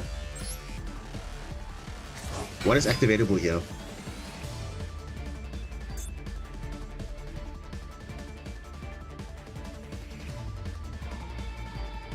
Okay, I need to play around that. Because he has this... Yeah, bro, like, don't even... Yeah. The game was over from the start, bro. Literally was over. But look at that. Look how I executed that very nicely. Just playing with Marincis only. No Murmo engine. Just with Tidal in the hand and Marincis. That's it. Tidal's very good. The only downside is it's a UR, so it is like kind of expensive. But bro, it's like you only need one Tidal. It will do the job. It will literally do the job. Bro, what are these matchups, bro? Like, look at that. Look at that. All these matchups, bro. Like, okay, this one was Argus Stars, whatever. This one was Gimme Puppet. We literally killed this guy. Literally, no problem. Didn't even open a good hand also. But we could have stopped the FTK if we could. This was just, bro, this guy was Flanderies, but he had the open shifter. And he happened to have Dogmatica as well in his hand. And with the Morganite and stuff, giving extra normal summons. Yeah. This deck is really fragile, so I wouldn't expect this on ladder as much, but okay. If you take out those things, not that consistent. And what about this? This is Snake Eye Fiendsmith, guys. Snake Eye Millennium Fiendsmith. He had all the gas in his hand, still wasn't able to out the board. Because you see what I'm saying? Sometimes you just need a bit more skill, bro. It's just skill. You can have the best deck in the game, but it doesn't mean you're gonna win games 100%. You can still mess up. Or if you're not paying attention to what the opponent's doing, then that's it. So that's why I capitalize, because I capitalize on those things where they don't know my deck, so it's like, cool, fine. Because you know what happens? You play the ladder so many times, you face the same deck all the time. So you're like, oh, okay, my deck counters yours because if I go first, I win the game. But now in this case, it's a deck that's unfamiliar, and half your deck doesn't work against me. So what do you do? Like, especially all these Bestial decks, they don't do anything against me, because that's why Fire King and you know, Marincess and all these other like non-light and dark decks can do well because they don't care about bestial. So for them, it's bricks because it's like they're not doing anything. You want to banish your monsters for your opponent, but it's not doing that. It really isn't. And then what else was there? Hero player, but he just hard opened everything and he still didn't do anything. And then this was branded. Branded be branded, and branded will be getting a second branded fusion, but I promise you, even if they have 3 branded fusion, it will not make a difference because my deck hard counters it, because I have impulse, I have Argonaut, I even have an additional spell negate with the equip spell. So there's many ways to stop it.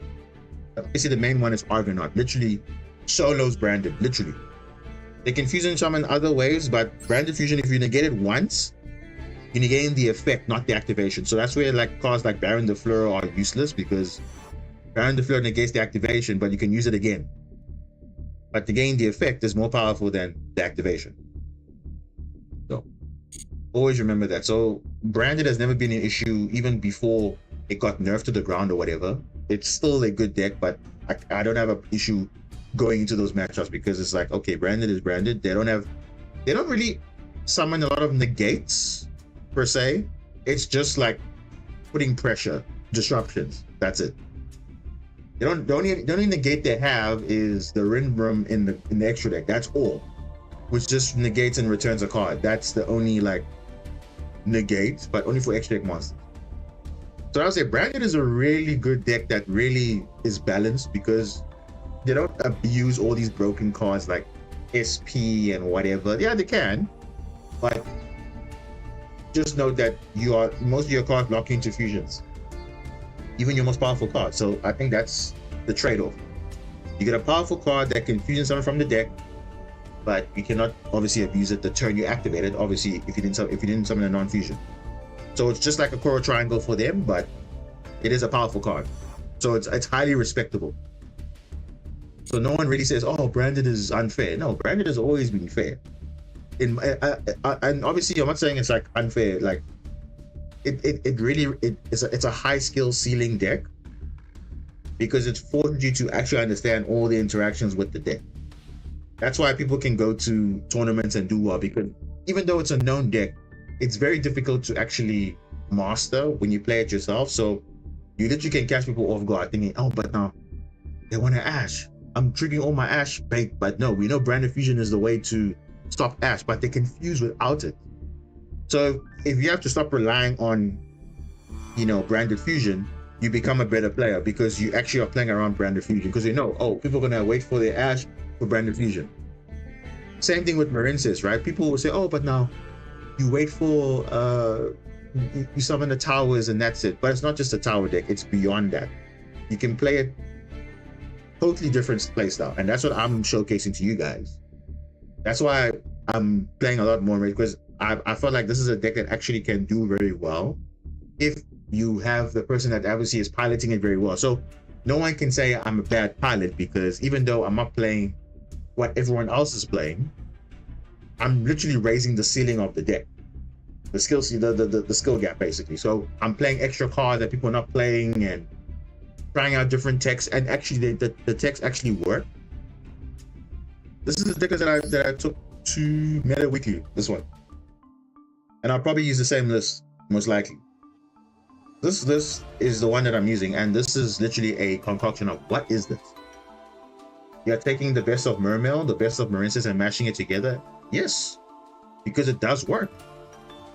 Every deck that I've built, no one has ever said, oh my gosh, the deck feels trash or whatever, because you guys have seen it in action. It does well. And remember, we were doing kind of okay before even these new cards came out. So you can only imagine now how the ceiling becomes even better, because now we know this is the potential you can do. You can now make towers, you can now make this, you have options now. So it's like really ways to play around, and that's the thing. Those small details make you a better player. It's not just doing the standard stuff, because imagine in mirror matches, if you are playing a mirror match, do you do the standard? No, you don't do the standard. You do something totally different to catch them off guard, because they know your deck.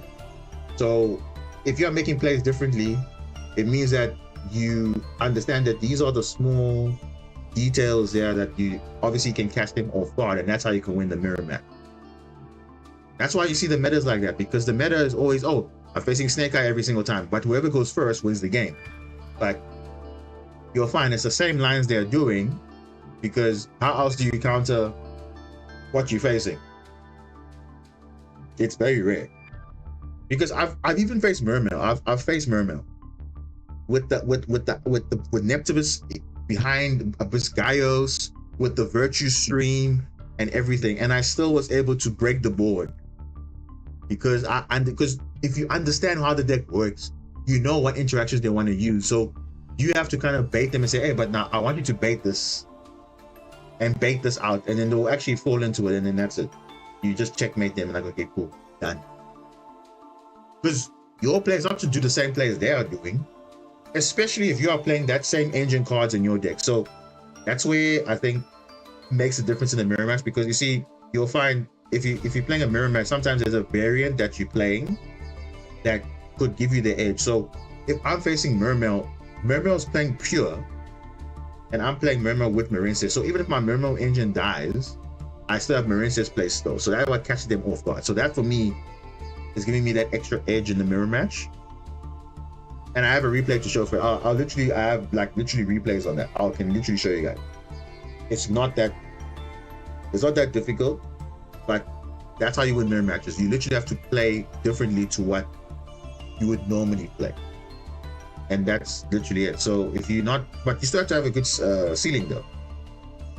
Because it's not to say that this deck is immune to everything. You can still play the game, but I think you saw from the streams now, the previous one that crashed and then this one, that the small details matter.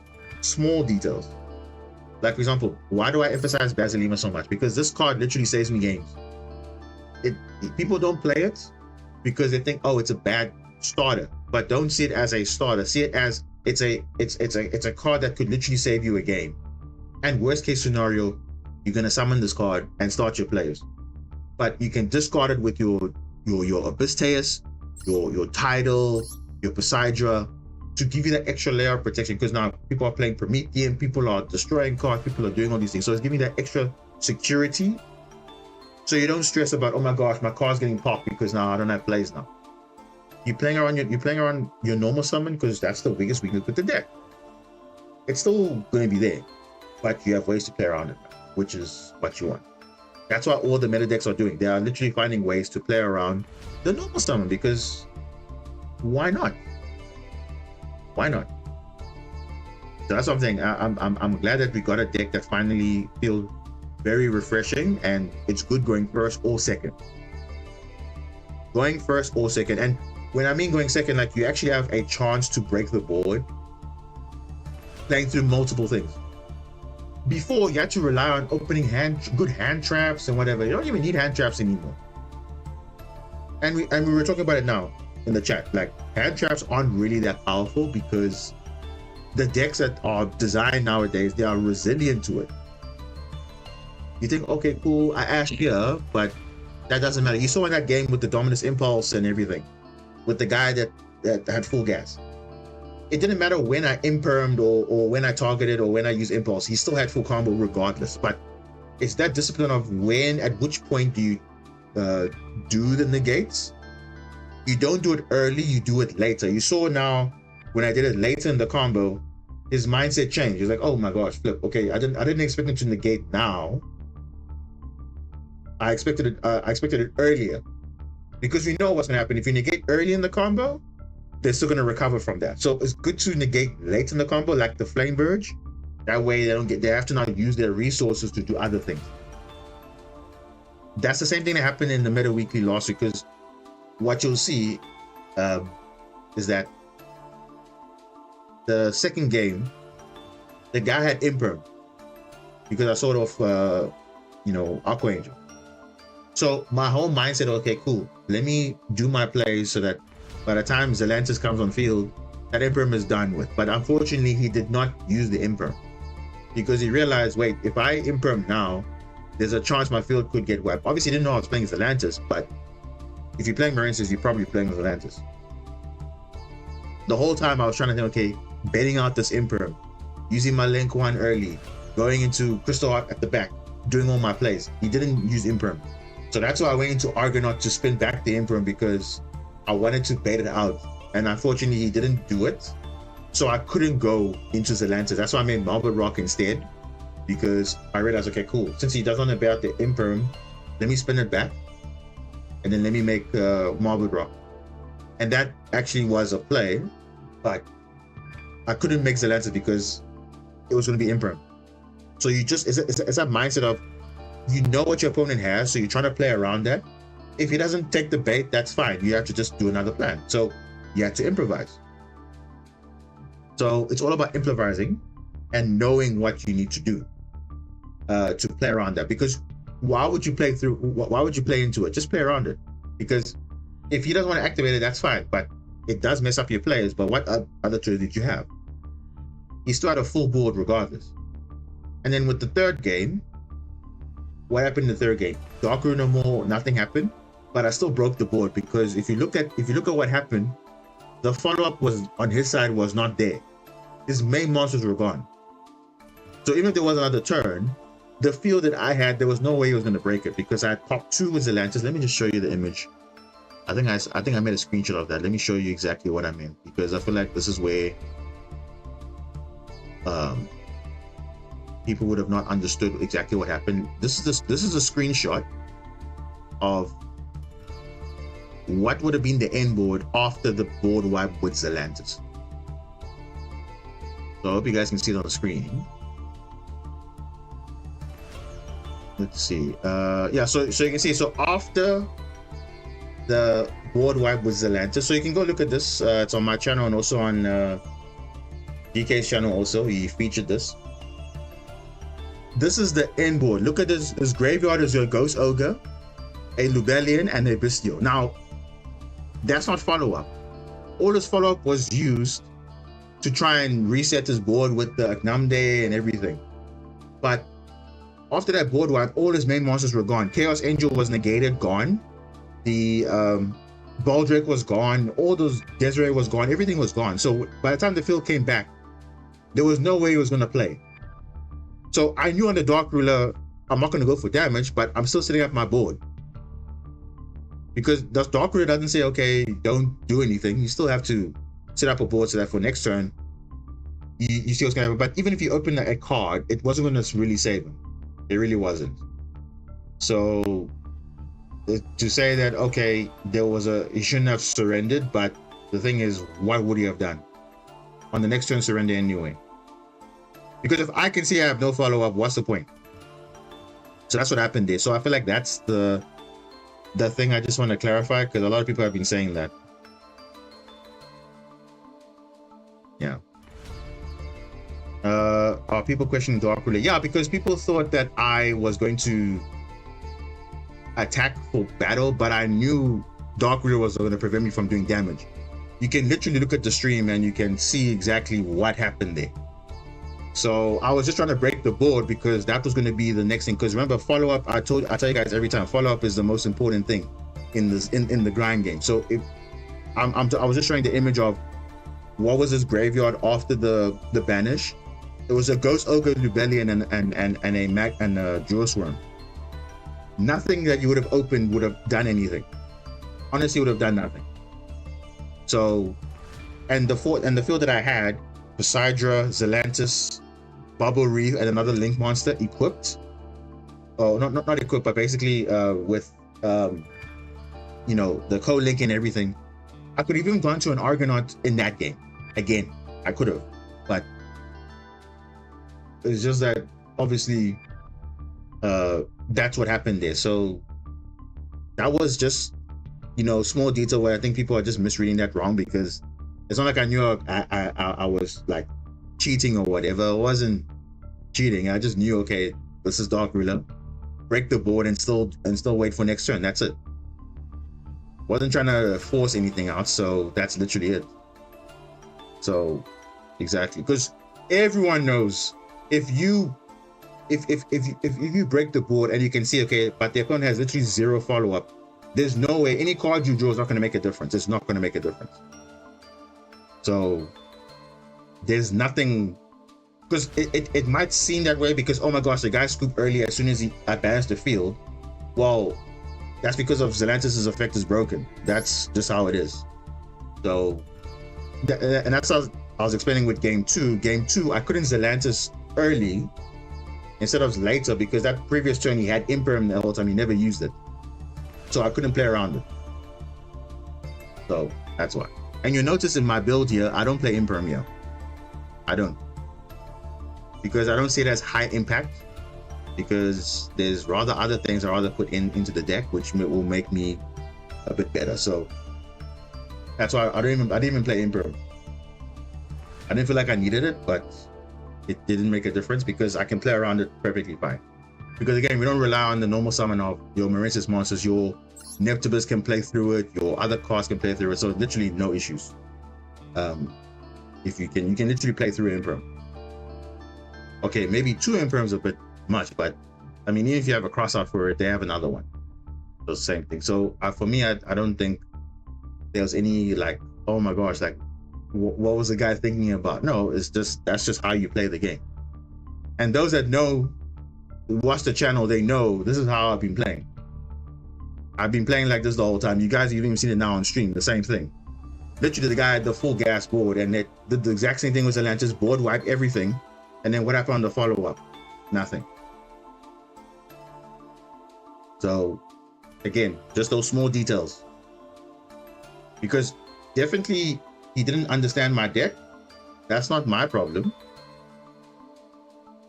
That's what most people, they always would think, okay, it's just a water deck, I can deal with it, but they forget who's the player playing the deck. Always separate the deck and the player. The deck can be one thing, but the player is different. So even though you're playing the best deck arguably in the game, Fiendsmith Control, doesn't mean you're gonna beat me that easily. I'm gonna give you a grind game. Same thing with the Tinman player in the week before that, I gave them a grind game. Playing to almost 9 disruptions and still playing the game. What does that tell you? That's not just luck. That's just, okay, I'm giving you interactions. So I expect nothing less in a competitive setup because that's what it is. These games are competitive. So that's nothing really something to say, oh, but now, how does this happen? No, that's just how it is. So honestly, people can say all they want, but they definitely got a good showing of it. So I'm not complaining. Because you guys know, you guys were here on stream last week. You saw how I played it. That's the way you could have played it. There's no other way you could have played it because I waited for everything else to bait out. And I knew when I had the trainer in my hand, I'm like, okay, cool. Now not everything's used up. Bring out the Presidio, break the board. That's it. And that's it. And that's how that's your mindset. And that's the mindset I'll be using pretty much every game. So yeah. Is this going to be the same list? Yeah, probably. Everything in this card, everything in this deck is doing okay. Dark Ruler, you saw last week, it came in clutch. So it really is that. So yeah, I don't know.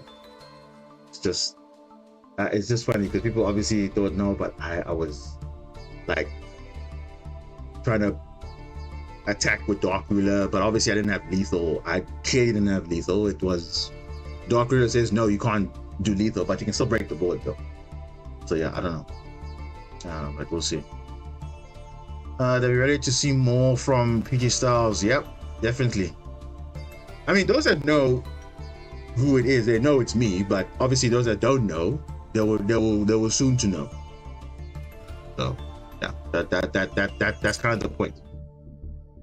You know, making people aware. Hey, this deck is out there. Don't underestimate it because it's same thing with all the pilots of any deck that you see. Do not underestimate that because sometimes the pilot itself is very good and they make the deck look like God tier. Playing through so many things and still having a follow-up and all that. But that's just a mindset of a pro player. So it's not like I haven't played competitive tournaments. I have played competitive tournaments. I have gotten tops. I have gotten things, but it's just, you know, this is the deck that actually can do something and it can literally shock people. It's still losing to Maxi, it's still losing to Furulos, don't get me wrong, but it's just now we don't even worry about going second. How many duels have we seen now we're going second, but we're able to play through quite a bit. But of course, your hands can never play through so many things.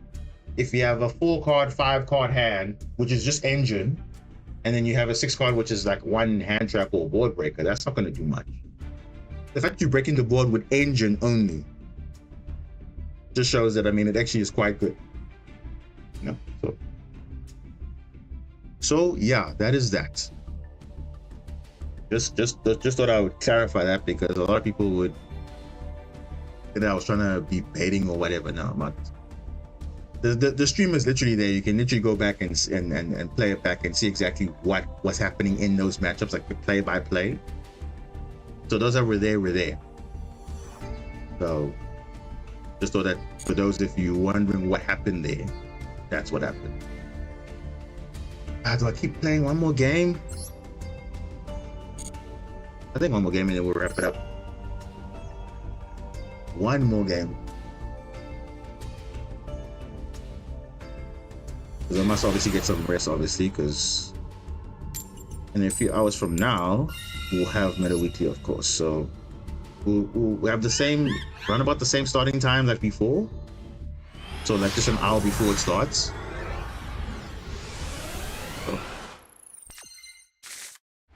Oh, this is decent. Nice, and we have Ash. Finally. Yeah, not the best hand, but we got Tidal. Tidal can send literally anything we want. Literally anything.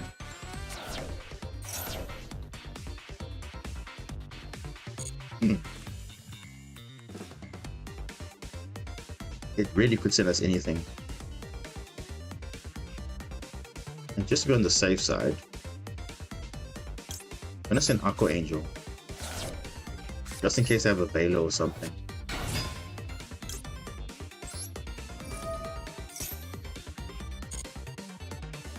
So that way I can send this Spring Girl. Let's see what they're playing first. Oh, no. Okay. Then we'll see from there what we're gonna do.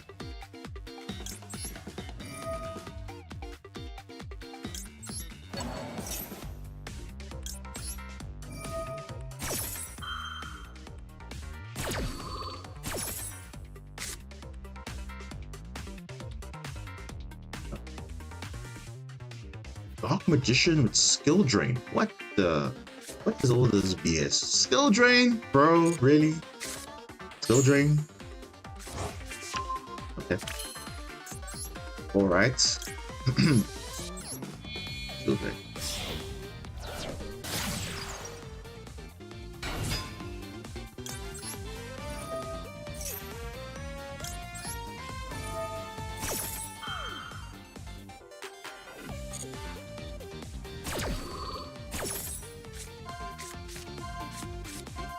Oh, Atlanteans. Oh, that's not ideal, but okay. I think should we go for Argonaut, but we can't go Argonaut unaffected though, because we used Tidal already.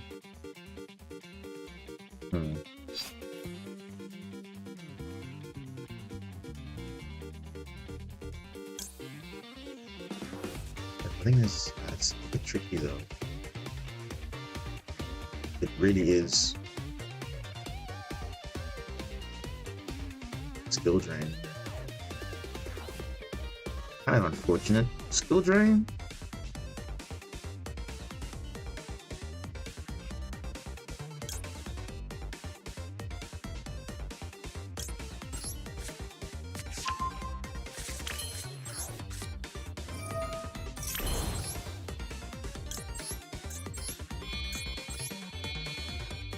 Let's see. And if we can kind of play into skill. I don't think we can play into it, but we'll see.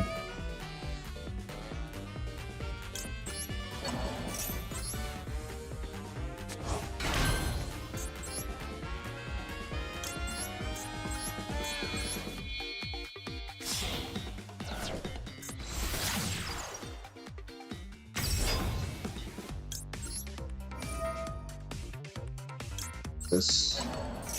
Retang, and then I'll discard the Aqua Angel. I don't know about you guys, but Aqua Angel doesn't feel like once per duel. It doesn't feel like it. Like the effect to look at that doesn't feel like, oh my gosh, I need to do every single turn. It doesn't feel like that. It really doesn't. So I feel like having once per duel on an effect that doesn't really come up like you need to come up like every single time. It's not like it is game breaking, but it's not super broken. At least the summon effect can be once per turn. At least that one. But looking at the hand can be once per duel. But why to restrict the summon also to once per duel as well? Very weird. Oh no! Don't tell me, bro. If I get a card that I could have summoned twice, I'll be like, wow. Ah, it's okay. It's Atlantean. It's an Atlantean.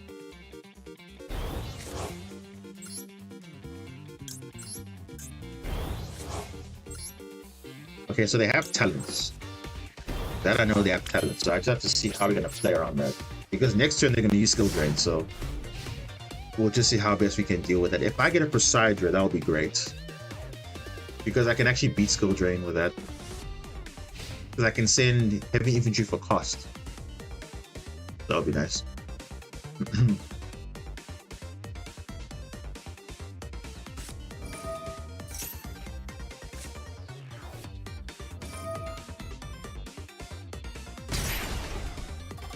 Nope. This is bait.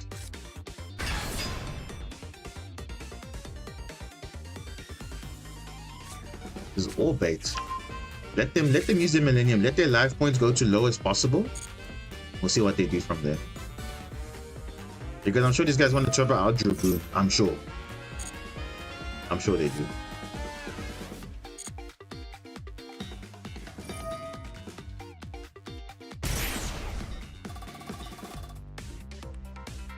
And we'll just negate whatever they use. It's fine. We can even negate the Wedgie Temple. We have 2 negates. And we have 4 with that. Yeah, we fine. We are fine. They know I know he has talents. Whoa. Okay.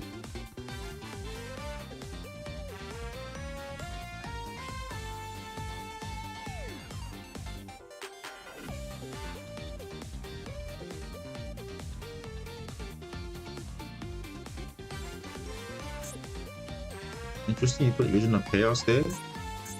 Alright.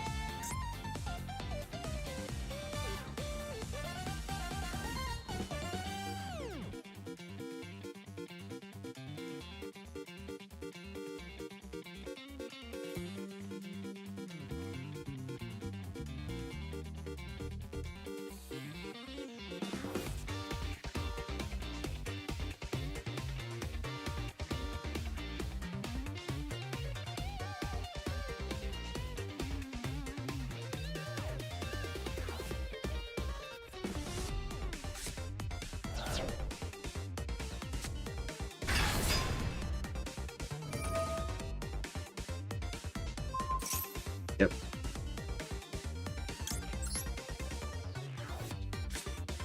Now this one, if I'm unaffected, then I obviously have to deal with that, but now we're unaffected now, so we should be fine now. So now I can use Ash and all those things fine. I can obviously negate the talents and we're good to go.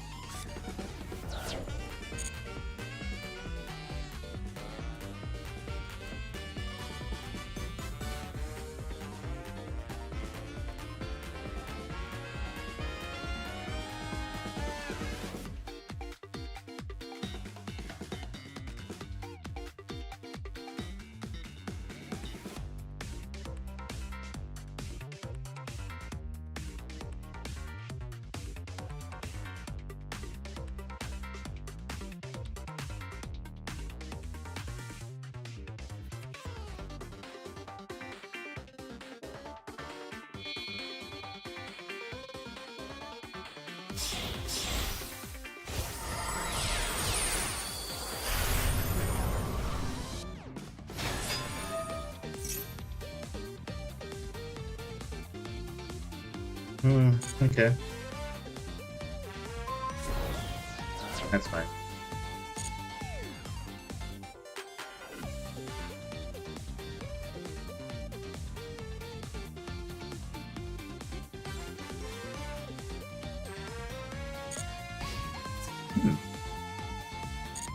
Oh, perfect.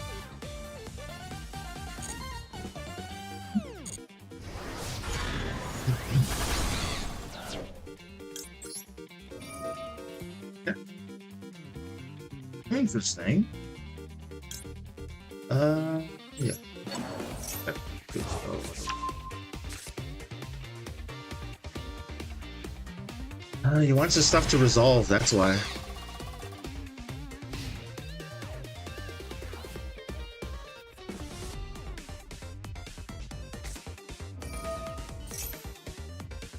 Ah, Horus. What?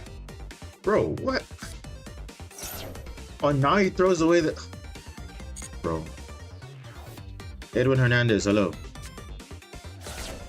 Now he throws in... Bro, now he throws away the talents because I'm not gonna use... Oh, bro, what an interesting guy. Oh. Yeah.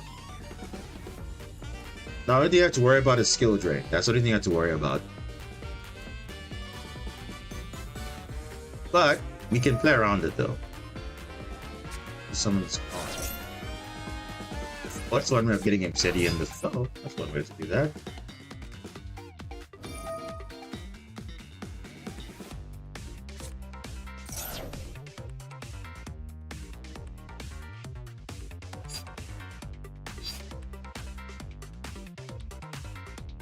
So that's skill drain. Draw a card? No, you're not gonna draw a card. Nope. Definitely not. Now, he might go into Dragoon here, which is kind of interesting, but we'll see. If he goes Dragoon, then we'll obviously have the other follow-up play.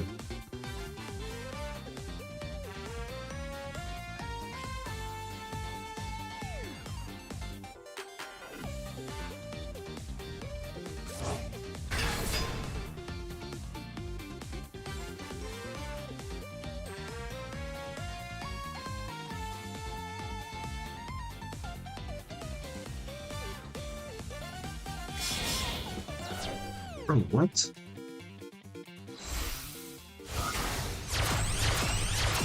All material Apollo. Wow, bro. So nice to be you. And a skill drain? Bro, you have to be that toxic, bro. Come on now, really? Abyss Shrine. Abyss Shrine. Okay. I see you. Let's just bet out some interruptions, yeah? Let's bet it out. Let's go.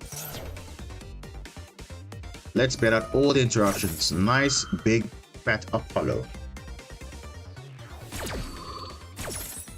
Now you're probably thinking, can I crash it over battle? No, I can't, because Dengrosu says if a card will be controlled by battle, detach a material instead. Dragon Ruler. This one and...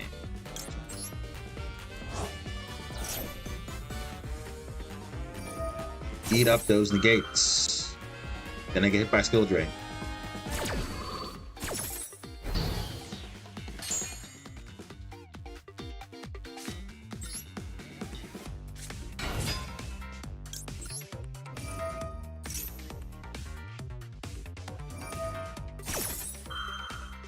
Now he's gonna use skill drain now. Now he's gonna use skill drain.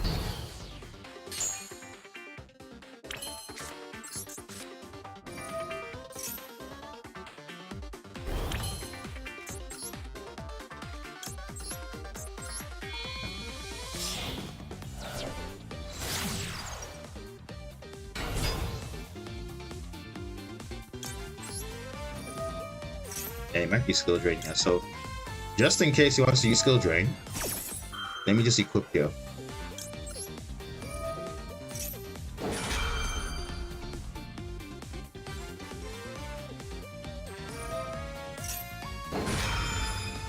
Oh, okay.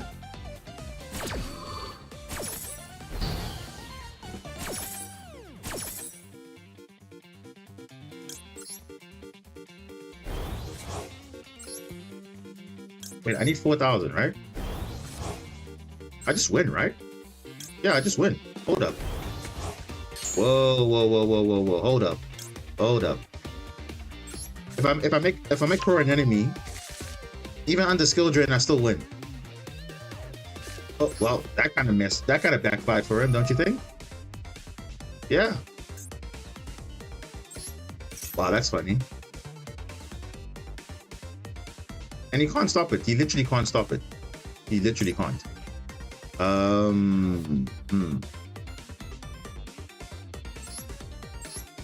Yeah, you can't stop this. Bro, you can't stop this. If I make for an enemy again, this is game. Because it's not affected by skill drain though. Yeah, this is GG, bro. Literally.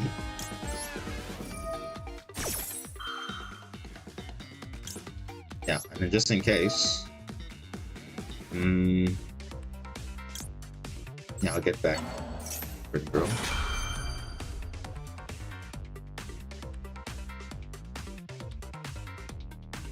Bro, don't flip up skill drain, bro. You're just gonna make it easier for me. Bro, you already lose, bro. When you see the eclipse, you're gonna lose. Yeah. Yeah, it's kind of a mistake now, isn't it? Making a full material Apollo that can just die easily. Yeah. This is GG, bro. GG's, brother.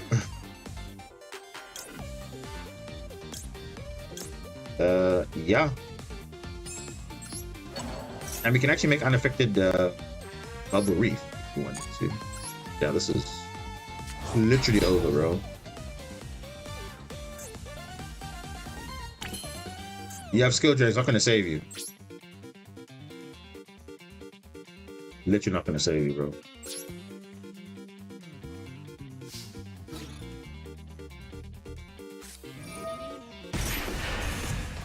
Bro, it doesn't save you, bro, because the equip spell is broken. Lol. He died to his own card. Anyway. Look at that. Click before negates. Bro. That's funny. He thought he had the plays. But yeah. Do you have a 40-ish card pure Morenses deck example? Okay, let's see. I mean, we could reach master by end of this week, probably. But yeah, we'll see. Let's see. 40 card. That was some good duel. Good duel. Okay, let's see. 40 cards. Let me take an old deck. There's an old deck that we have here. Let's see. Yeah, it was good. It was very good because again, it's just showcasing you know, different between having game sense versus not having game sense. They obviously were thinking, okay, Squadron was gonna help them, but Field Spell doesn't care about that. It still gives them the boost. So that's very nice. Let's see. What am I gonna run here? Where is it? Where is it? I have so many decks, I don't even know. Do I even play half of them? Or not? Probably not. Okay, Marine says deck. This is what I think is considered for me to play, to understand the basics, right? The basics. Obviously, we know that the triple 3, 3, and 3. This is like a no-brainer. This is in every deck. You definitely want to learn the interactions. You maximize 3. Then your 2 elves. You might be thinking 2 elves. Why 2 elves? Because again, there are cards you want to see, but they don't do anything on their own. Except for Aqua Angel, you might say you want to pick 3, but trust me, I think 2 is fine. Then you go 2 Basil, then 2 Piscalis. If I had to really choose, play this card at 1, but this is a pure deck, so you need 2. Because it's good for the graveyard, getting your spell and traps to your hand. That's what this deck is known for, right? And then 1 Mandarin for extension. Because sometimes you do need that extra extension. And that's it. So that's 16 cards. Then your spells and traps. So 1 field spell is enough. I think 1 is fine to understand. 2 dive, because 2 dive is good. It especially helps you, you know, pushing, going second, extending, very good. And 1 wave. That is your core. So right here on the screen, this is your core, right? Then you see you still have 20 slots for whatever you want. So I can't really give you 40 cards because I don't know what cards you want to run specifically that is non-engine.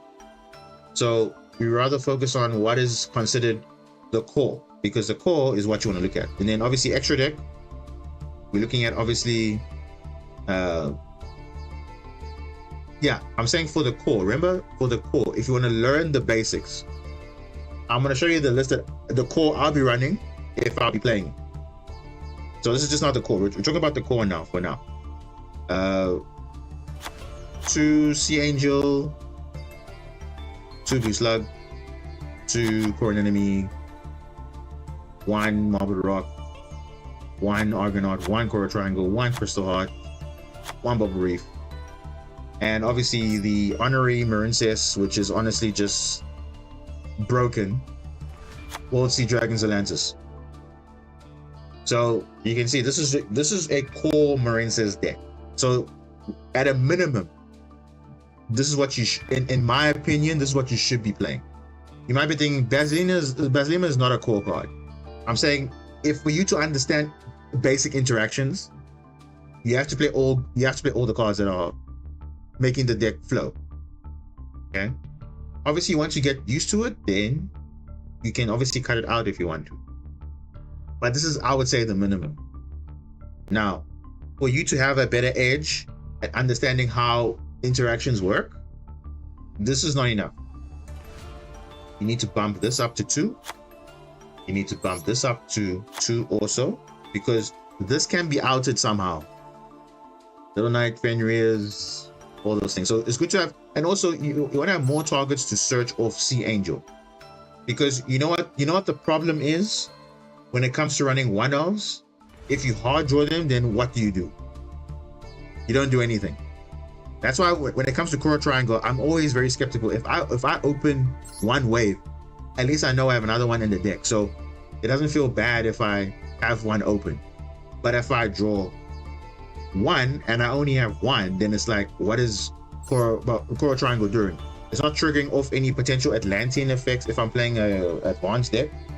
So I need to making sure I have targets. Even if Blue Tang activates that card, I'm going to not add it because I want it to be searched by something else. It's a high IQ play, but sometimes if Blue Tang activates your 1-of, you keep that 1-of in the deck and let another card search it. Unless you're worrying about draw, then you search it, obviously.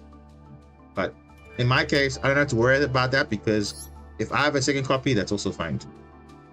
The chances of me opening 2 wave is like 1 in every 50 games.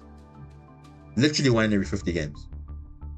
It rarely happens that I open like it doesn't happen. That doesn't happen often.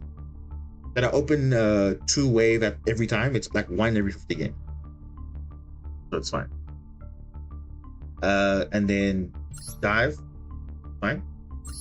Aqua Angel, I would bump this to 3. Because you want to obviously see this card as often as you want, because it is a full combo card. Like amongst all the other ones, this is the only card that gives you full combo. Now, we need to ask ourselves, what is full combo? Full combo in the sense of getting an end board without disruptions. We're not talking about unaffected Argonaut. We're talking about Bubble Reef, Link 4, and Wave with Coral Triangle follow-up. That for me is what is a combo. For the Marinces build, obviously people will say other things, but the Argonaut line is very tricky because you always need an extender to do something. It's always a 2-card, 3-card hand that you need to extend to make Argonaut unaffected. There's no 1 card in Marinces that can do that, unfortunately. That's the reality. Even if you have Aqua Angel, you need to have maybe a dive or Battle Ocean or 2 other extenders to make it a proper unaffected thing, but that's it. The only card that can do Link 4 plus Wave and Link 3 and everything on its own is Aqua Angel. So that's the one I would say bump it up to 3 because you want to see this more often. Now you'll notice the other card I'm running, which is also a tech card, is where is it? Not even here. Where is it? It's Light Stage, right? Yeah, it's this card here. It's Light Stage, right? This is a card that is a UR, but it's just, I feel like 3 is a bit too much. I think the ratio for Master Duel specifically, and I did make a video on this, you're probably gonna play it like this. If you want to really understand the core of the deck, you play with this and 2 of this, it's like fine. 3 is also fine if you don't have the UR, but it's basically the same thing. And then that's a 23 cards, very, very, very clean, or 22 cards, if you want to put it that way. And then this is your flex spots, right? Same thing here. I would put double Zelantis if I was playing Master Duel, because you know Zelantis is broken. You don't want to potentially not have a chance to break a board and you think, oh, 1 Zelantis is gone. Remember, we're playing pure Marinces. We're not playing with anything else. 2 Zelantis, 2 Bubble Reef. That's the way to go. If you're playing pure, you do it that way. In the other card, you see you have a flex spot. It can literally be anything you want. Kraken, Abyss Dweller. Don't run Splash Mage. Please do not run Splash Mage. I know people will say, oh, but it's a combo. Yes, it's a combo, but it's not a proper combo. Okay, that's skipping a lot of steps because it doesn't give you follow-up. It's not a good, I don't think it's a good combo. I don't think it is. So if I don't talk about Splash Mage, it's because I don't consider it as part of a combo, because especially for going second, you don't even think about going into Splash Mage because you're locking yourself into a type which is worse than an attribute. So you don't have accidentally lock yourself into Cyberse and you realize, oh wait, why can't I summon Zelantis because I made a Cyberse? It's only good for turn 1. So for something that's only good for turn 1, it shouldn't be played at all. It should be good for turn 1 and turn 2. Hence, Zelantis. It's good for all turns. All these cards are good for all turns. So that's it. What would be the standard end board for going first? So wait, how do we put this? The standard end board.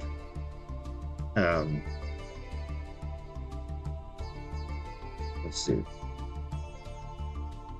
You see that also is a tricky one. What is the standard end board? Standard end board is, I would say there are three end boards you can make. Right? It's a Link 3 with Wave.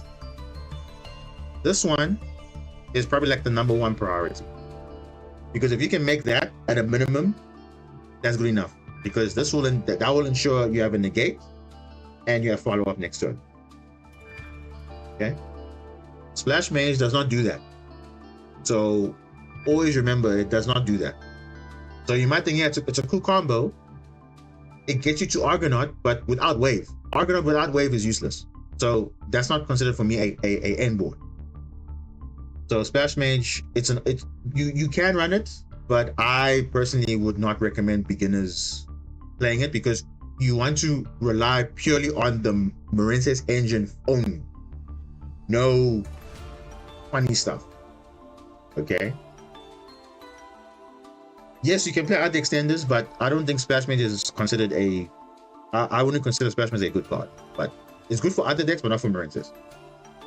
So that's the first one. Link 3 plus wave, which is Coral Triangle. If all the Marincess monsters that are shown here can make this at a minimum, all of them. So that's when you know these are all starter cards. So you have 1, 2, 3, 4, 5, 6, 7, 8, 9, 10, 11, 12, 13, 14, 15, 16 one-card starters. 16. If you're saying a 40 card deck, 16 one-card starters. Not bad. All of them will get you to a Link 3 plus wave at a minimum. Okay?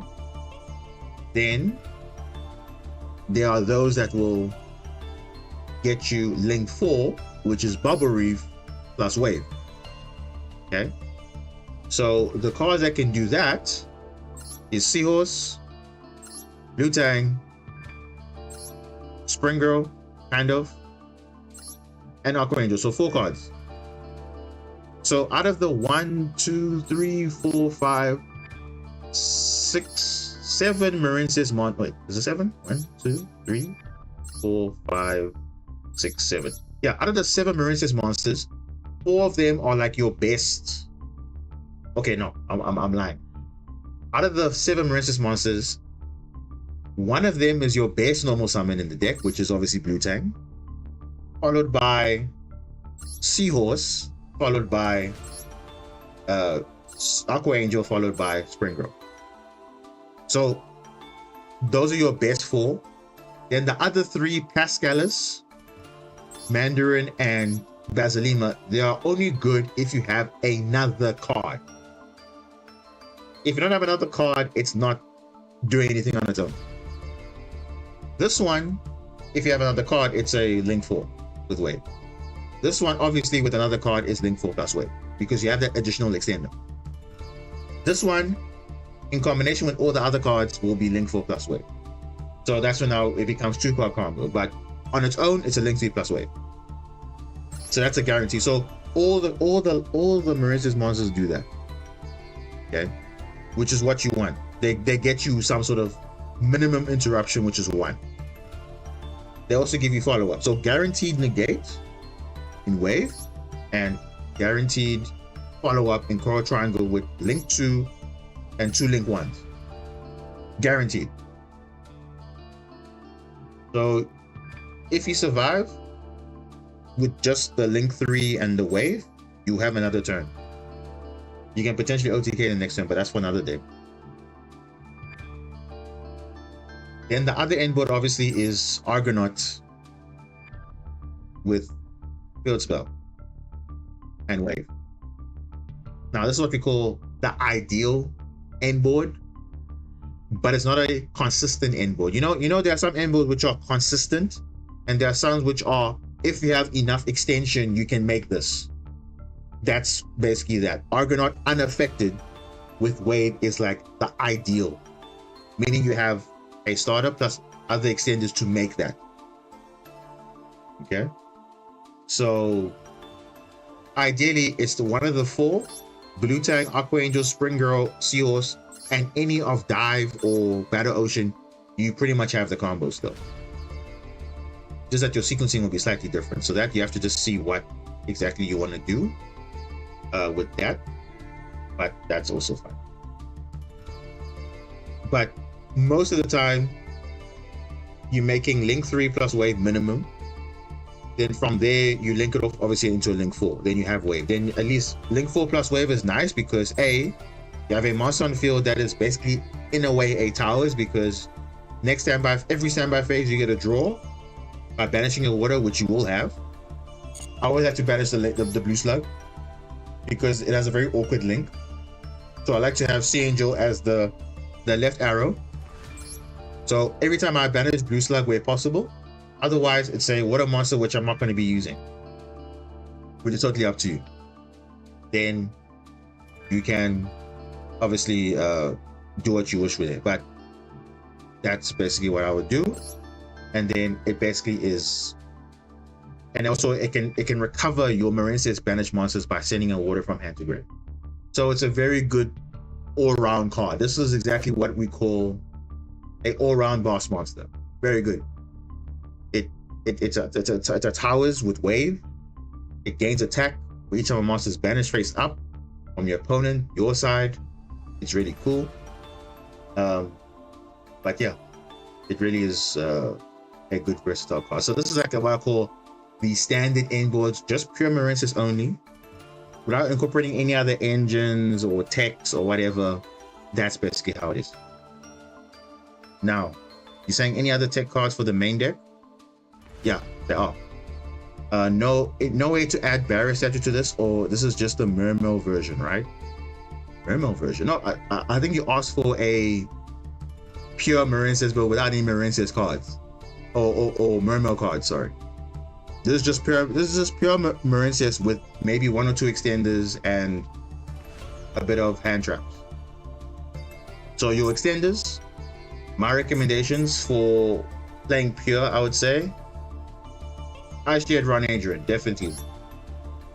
You can play 1, you can play 2, but 1 is fine. This card is very good because at a minimum it gives you 2 bodies on field, and it's a link 2 for free without obviously discarding a water monster, but that's good. So it can kind of play around your normal summon, kind of, but it does give you extra bodies. The other text that I was running, you could run, and so it's very cheap. It's a SR, so very good. Another cheap extension is Cashier Ogre. I think to really help you play second a lot, Cashier Ogre is a very good addition. Very good, because why? It's a free extender. Control no monsters, summon this card from here. So it's an additional body on field. Doesn't take your normal summon, and it can actually bait hand traps, because you obviously want to add the preparations, which, to be fair though, it's not really coming up in the meta right now, but it does bait hand traps. But also, it acts as a disruption also, because you can look at your opponent's hand and banish a card from it face down and put it back in the same order, so you know exactly what they're going to draw. So you can kind of mess up their hand depending on what you banish. So it is a very good card, and it's quite big attack. So sometimes if you don't have anything else, going second, summon this, they deal with it, they bait the Promethean with this or whatever. You've played around your normal summon. Very good addition. So 1 Ogre, 1 prep. You could run the Raid Sock, but it's a UR, so we're trying to be budget friendly. As you can see, the deck is fairly budget friendly, considering you only have 4 URs in the deck, like in the extra deck, and nothing pretty much in the main deck, other than staples, because staples are obviously cards which you already have in every single deck. So we're obviously talking outside of staples. These are your cards that you will consider. So Cashier Ogre is very cheap, very good, and your preparation is cheap. So that's a good tech you can run. 1 and 2.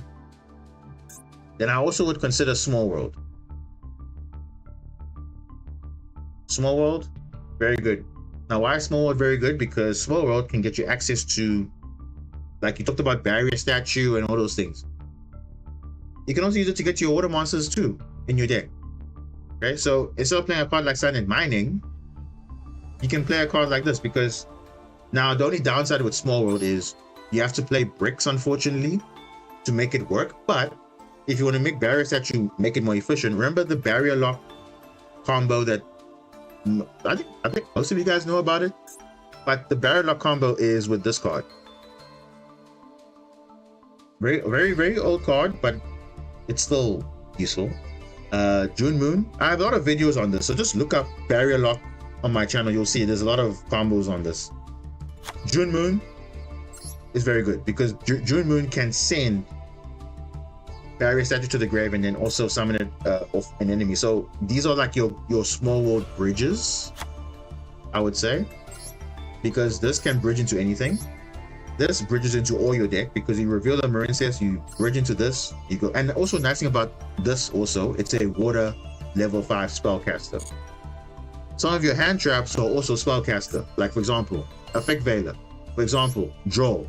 So even if you don't want to see those cards and you feel like, okay, I want to search something else, you can bridge into June Moon. June Moon can bridge into your Marincess card, because it's level 5. It's not like it's level 4. And it can even give you also, let me add also attack you can run. Please run kaijus. I know people don't want to play kaiju, but in this meta you have to run a kaiju, at least one, because sometimes you can't deal with these random floodgate boards and whatever. So rather have a way to have an out, you can deal with that. Okay. There's also a very nice package, Ice Barrier. It's an SR as well as Foolish Burial Goods. Okay. Foolish Burial Goods. Yeah, so just again 2 cards. So you notice a lot of these texts are running it's like 2 cards. So you see already, just based on this, how many cards do we have? We have 30 cards. Okay, if we add Small World also in here, just to make it complete, you have 9 slots for non-engine. So you can run obviously your Max C, you can run 3 Ash if you want to, but honestly don't be playing 3 Ash because it's not going to help you. It's going to help you, but I feel like I don't see it as I need to run 3 Ash in my deck, because I've literally been playing 3 Ash. I've been playing playing 1 Ash the whole time and nobody has said anything. I'm still winning games, I'm still fine, because remember I said I don't want to see dead cards in my hand. Ash is not making combo, it's not. It's only for my opponent. Same thing with Max C. We have to play it. It's at 2. 1 Ash is fine. Then you obviously have Ghost Ogre, you have Veiler, you have Imperm. But again, Imperm, is it high impact? I don't know. If you don't have Veiler and all things, then you can play Imperm. You have a bundle. Okay, so actually let me backtrack. This is a bundle card, a bundle card, a bundle card, a bundle card. There's also Nibiru, but again, how people playing Nibiru, that's yet to be seen. We also have Call by the Grave, which is not a bundle card, but of course, this paired with Crossout. Where's Crossout? You have to run it. Okay, and if you want to run a board breaker, maybe run something like Dark Ruler. Just to help you a little bit, breaking the board, going second at least. So that's like the kind of the ideal. Like, I think this is definitely viable. I mean, worst case, you can, make a crazy combo. You can maybe even cut 1 Battle Ocean if you want to. But like I said, this is the minimum is 1, but you can play 2. Wave, I'll probably prioritize. So probably something like this. So I'll say for now, this is probably like the basic. Because worst case scenario, you can have combo, you can search your deck, and we can even do let me do example list. We can do a simulation. Example. Okay, let's just save this, and we can actually run a simulation here. Run a draw of sample 5 cards. Look at this. Look at yeah, Gamia is there.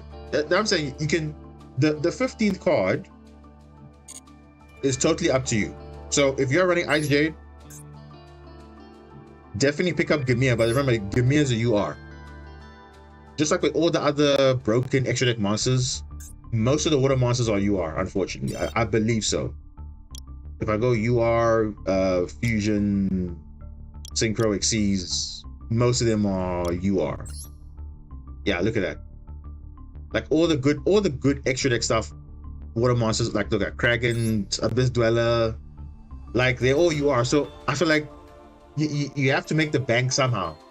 You cannot hide it. So, but compared to how the deck is fairly cheap, you can't really complain, because Marisa is one of the most cheaper decks you can build out there.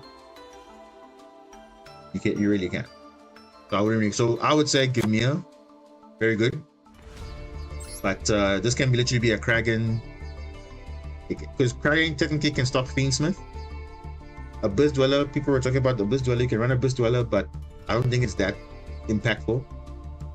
Kraken might be impactful, but again, you need 2 level 4s, and I feel like this is not something you can get easy. This one you can get easy, because it's like this card of water, boom, level 10, done, easy.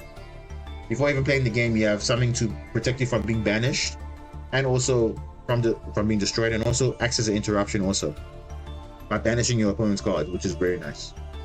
So very good. this was my extra deck list for a long time until, you know, obviously the Mermail stuff came. But yeah, if you had to run a simulation just based on this on screen here, right? This is just a pure build. Pure build is just the main starters with extenders, and that's it. And consistency cards, that's all. So if you draw 5 cards, look at the hand. This is a good hand, right? Going first, you have Kashira Ogre, which is nice. You also have Seals, which is a combo, and then you also have anti-hand trap, call by and cross out. Perfect. Your next card is going to be another Seals. Perfect. But you obviously be shuffling the deck, so that's fine. Look at the next 5 cards. This is also not bad. This is you know, Mandarin, but you have a call by, so at least you can stop a Maxi and Ash. You can make plays. Okay. And you see the deck is relatively consistent because how many stars you have? You have 16. You have 16. So you see you have 2 and a call by and a Veiler for your opponent's turn. Now here it's full gas. Here you can go Gimia and also still have a full combo. Maybe Argonaut Unaffected plus Gimia. Because remember, you don't need an extra Spring Girl, you just need 1. So this alone is like kind of crazy. So at the end of your board, and also if you feel that you might get Nibiru, that's fine. You keep your Ra until the end and you make your plays from there. That's a combo. This also is a combo. Also a combo. This is a combo. Yeah, it's a bit awkward because you have the 2 bricks in your hand, but not the end of the world. It's fine. This also is fine because this you can bridge into your cards, because Mandarin can bridge into anything. So Mandarin can bridge into June Moon can get your cards. So this can bring you to even Ron and then get yourself, and you can go from there. And if they use Ash, you have obviously cross out for the Ash. And you see, like the hands are relatively consistent enough going first. Obviously going second, it just depends what's going to happen. But yeah, this is just like a basic understanding of how all the combos work. So yeah, it's not that difficult to learn. I mean, like I said, there's a lot of videos I've made on this like basic combo, but I don't mind doing a separate, because why are we talking about that? So the spreadsheet for the Mermail stuff, that one is in processing. Okay, it's quite a long video, so it's gonna come out like probably any time from now and Tuesday it's gonna come out. But what I can do is just show you like the pure Marinces combos with just the Marinces cards only, and then you'll see how you can incorporate that with depending on what you get with the Mermail cards, what you can do with just Mermail cards only, and showing you like all the combos that you can do with just the Marinces cards only, and that's it. But I think the people that really want to be interested is the Mermail Marinces stuff, because the lines you can make are so great. Some of them are anti-Nibiru lines, some of them have more disruptions. Like, there's a lot of plays you can do. It's very flexible, and that's what you wanted from the beginning. A deck which can play. It's relatively consistent, and it is flexible. So you don't just lose to one card. Even in the best of one, you don't just lose to one card. Yes, there are cards like Shifter and whatever, but that's now in combination with other things. But you can still play the game. But I think because the spreadsheet won't be a standard spreadsheet. Okay, yeah, I'm showing you combo. I'm doing now. I'm explaining to you why you go into this, because you have to know the interactions. So you'll see every time when I'm on stream, I like to highlight certain interactions and those things, so we all learn and see, okay, hey, this is actually how you can play or even counter the deck. So you're probably asking, how do I know all these decks, how they work? And like, because you just have to understand, okay, this is what they want to make. This is the end board. This is how they get there. You can disrupt them at this point. So before you know it, you played them so many times, you already know how their deck works better than them. So it gives you that knowledge of, okay, cool, I know this is your choke point, so I can do that, then that's it. So, and also, what I also recommend, practice. because everything practice makes perfect, right? So you got to practice. You don't learn this deck overnight. You got to practice everything, learn the lines just by yourself. You know, just run. Obviously, if you only play Master Duel and you only use the Master Duel client, that's fine. But I feel like you don't have flexibility in learning combos because I have to go into solo mode, and it's like you can't quickly repeat. I just use the MD Pro 3. I even use Edo Pro. Edo Pro is actually really nice because that one doesn't take up a lot of space on your PC. It can literally play it from anywhere, like literally anywhere. Like even when you okay, this is might be wrong, but literally while you literally on your break from work or whatever, just run it in your small screen on your PC or whatever, and just run combos all day, spam it all day, and you can just like quickly get combos out, see the lines quickly, and go. What is Foolish Barrel goods for? It's there to send a spell or trap, which is Ice Barrier. Ice Barrier gets you access to your level 5 or higher. So what I mean, you can get access to your June Moon, you can get access to your Kashira Ogre, your Ron Adrian, but mainly your Kaiju.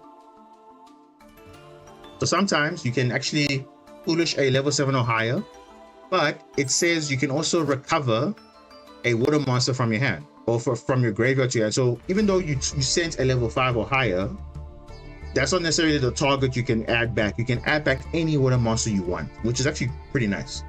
So it's in a way like a recursion, but it also gives you a way to access your level 5 or higher water monsters without actually directly searching them. So you can also bait into hand traps too, because again, Foolish Barrel goods baits Ash, Ice Barrier baits Ash. Like you don't even need to have those cards, but anything that you can use to bait Ash or other hand traps is good. Like you saw in that other duel, literally the area discarded. They thought, oh, my blue tang was discarded. They ashed that, but I actually had another blue tang, and then it scooped because it baits hand trap. They thought I had no plays because I'm discarding my blue tang. Why are you discarding your blue tang? That isn't like your normal summon. Just really want to like do that, so it's really do that. So it's really something you have to just think about. I got Edo Pro on my work laptop and practice combos. You already know exactly. So what you can do, literally just make a deck list like this, learn the combos just from this deck, and then you can see, okay, these are the lines you can do, and then you'll be a mass at it. Literally. You don't have to spam it all the time, but literally that's what I used to do. Like especially when I was traveling and I had like, you know, an hour or not even an hour, like maybe like 10 minutes like during the lunch break, I'll be eating and I'll be like, okay, let me do quick combos quickly. Because people know I like card games. People know at work, they know I like card games. So like, oh, you're playing that? Okay, cool. What is it? And it's like, I'm just spamming combos. Like, okay, cool. But yeah, it's really cool. So yeah, you're starting a new Yu-Gi-Oh channel with one of my friends. Any name suggestions? So you're doing like a collaboration, or you're doing it like with your friend? So what is your? Because remember, when you start any channel, you have to ask yourself, what is the goal of the channel? What do you want to achieve? Because remember, we all know the market is very competitive out there because everyone's like doing the same thing. So you have guys, for example, doing reactions, people doing their own series with different twists, people doing, you know, gameplay videos, people doing, you know, streams or a balance of streams and, you know, just rank ladder or taking a deck and optimizing it or making clips. Like there's a lot of things you can do with Yu-Gi-Oh! Like you must just find the niche that works with you and then just make it your own. That's literally that's literally what I did. But also you have to understand also what the audience wants too, because sometimes you have to listen to your audience. If you can see your audience likes a certain type of style of video, then you have to give them that. But also, don't be afraid to try different things, because I remember when I started out, I was also starting out, because remember that time Masterduel came out 2022, I think. I started posting videos around that time, June or whatever, like I was posting just replays of my favorite water deck that I was playing.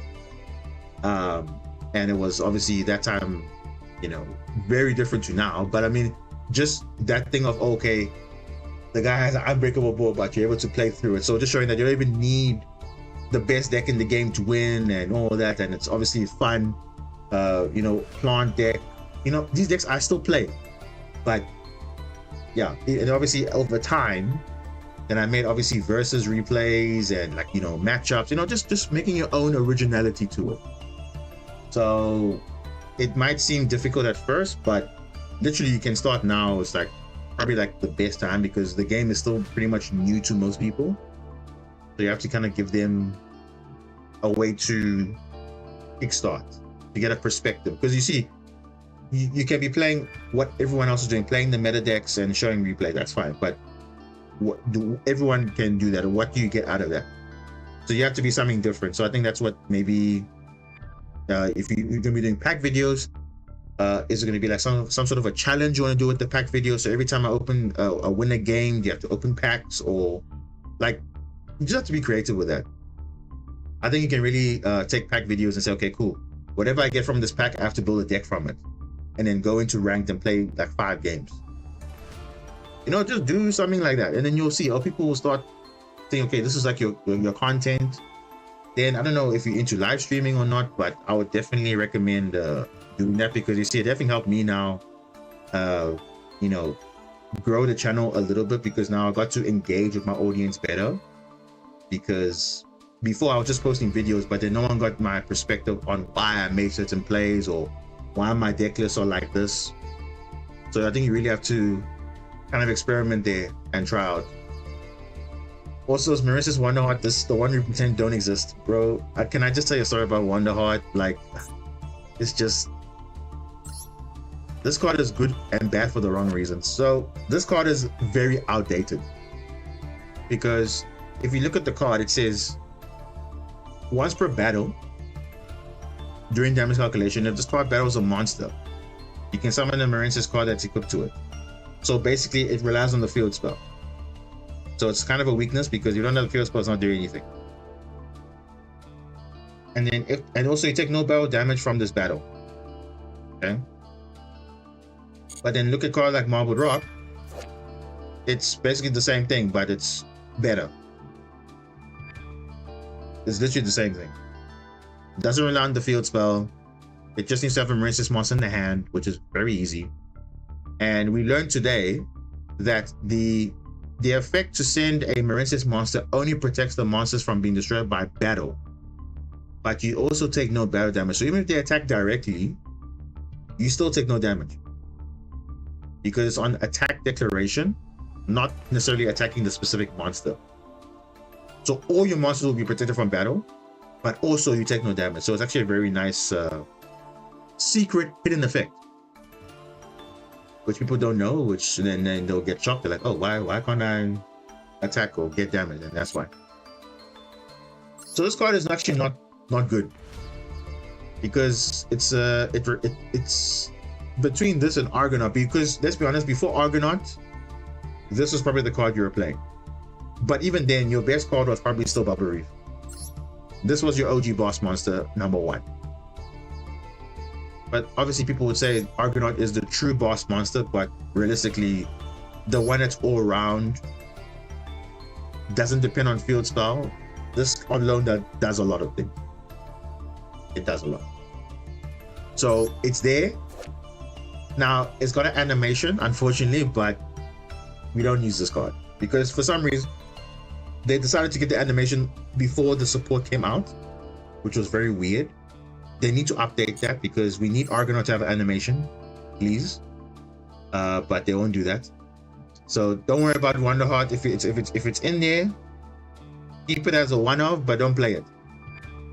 Maybe in the future she might become relevant, but right now, until we get maybe a new Link 4 or new Link 3 or whatever, no, we don't need Wonderheart. Just like with most of the other cards here, it's just not good enough. And mind you, we don't have many monsters actually. Compared to other archetypes, look at decks like Hero, Black Wings, They have so many cards, but they don't play all of them because a lot of them are for different formats. So it's only a matter of time before we get something that actually will fix the deck's issues. So you'll soon realize when you start playtesting, you're like, oh my gosh, actually everything relies on normal summon. And knowing going second, people are spamming Omni Negates and Espilon Knight Banish and everything. So if you don't protect your normal summon, your combo's done. So that's always something you have to always consider when you are deck building. So that's why I say 40 cards for me is never. It might seem optimal, but especially the way the game is played nowadays, 40 sometimes is actually considered not actually optimal in some builds, because you now have less opportunity to open, let's say, more because like now you see, now you're restricted to certain non-engine. You can't fit maxi per full loss your Ash at 3. You can't max out all your copies along with your main starters. It's not like other decks which have like 5 or 10 starters, but they're all good starters, which means they can do things on their own. They don't depend on anything else. There you can run 20 non-engine, that's fine. But unless you like Tenpai plays on their own, and they have like 30 non-engine. So you can't compare us to Tenpai because they only have one bad card, which is the green one. The red, the Chandra and the Hydra, they are good. The Genroku is good on their own because they all give you combo. The Fadra does not, because it's kind of like the brick in the deck, but that's all. That's literally only 4 cards, 6 cards. The rest can literally just be non-engine because you only need to play with 1 card. In this deck, you need to play with quite a few because you have to send cards, you have to add cards, you have to search cards. But like I said in the beginning of the stream, or the stream before that, this one, we need a searcher. Right now, we don't have any way to search a monster. We can only foolish a monster. That's fine, but we cannot search a monster. Real 2 shots, welcome. So we cannot do that. We can only. So you notice this whole strategy about Marincess is sending stuff to grave and adding to grave. But sometimes you have to have a good setup to get there. So we are normal summon reliant. We are graveyard reliant. Not so good. Because once you stop that, then you're not doing anything. So that's where now we see we have to incorporate other engines, other tech cards. And that's where now you start understanding. Once you understand the basics, you're good to go. So if you do want me to do like just just to show you all the combos you can do with just the Marincess cards alone, then I can add it to the existing spreadsheet that I'm doing. But then, yeah, it will just be like another tab, just Marincess only. And then obviously the Mermo, because remember the Mermo stuff is just the Mermo stuff bridging into Marincess and nothing else. There's nothing with Marincess in there. You will see 1 or 2 Marincess cards in there, but I think it's just Seahorse only because that's the bridge. But everything else is just bridging from your Mermo engine to Marincess. And then obviously there's just Marincess combos alone. If you don't open any Mermo cards, you can still play the game. Just remember, it's 2 decks in 1. So like, it's not literally you doing overextension. No, you can still play the game with Mermo only. Break the board and all that and still play the game. So it's fine. So that is that. But okay. We are, I think that covers it. But like I said, I have explained most of these things in the spreadsheet video that's coming up, because it's like basically a PowerPoint, but with slides, with some tips and tricks, more like interactions, because I think people will show you combos, but they don't actually explain why you do it that way. And like I told you now, why I don't think Splash Mage is needed for Marincess, because you need to learn how Marincess itself can make combo and have follow-up and have all those things. Because I said resource management, consistency, follow-up, all those things are and obviously being hand trap resilient. But obviously we're not super hand trap resilient, but we can still make it decent enough, or 1 or 2 interruptions and you're good to go. But the main thing for me is follow-up. If your combo can secure follow-up, it's good enough for me. Because you see how many games now people have committed so much stuff to the field, but they forget, oh my gosh, my follow-up is there. The Lances go destroy all your follow-up with 1 banish, and that's it. So don't underestimate how this card can be. Usually, if I play a water deck, I use the Murmur package now to yoink cards from my opponent hand. Yeah, I mean, you can use the Murmur engine for literally, but to be fair though, Too Short, to be fair though, before the Murmur cards came out, Minstrel was doing that. You could literally do that before. You can literally hand rip before even the Murmur cards, the new ones came out. Minstrel was still in the game, Dragoons were still in the game, Moon Glacier was still in the game. You can still do all those combos before the Murmur. Yeah, exactly. Yeah. So if you're playing Murmur cards before, you were doing that. Okay, hand ripping and looking at the opponent's hand. But now you can do beyond that. So yeah.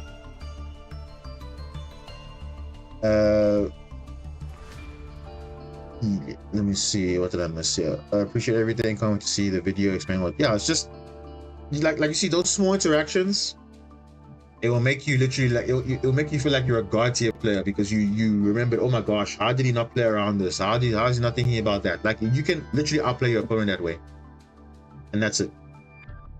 Oh, like I was talking about the like the Abyss Shrine tech, where you can tribute face down. People didn't know that, because it just says tribute a Atlantean or Mermail.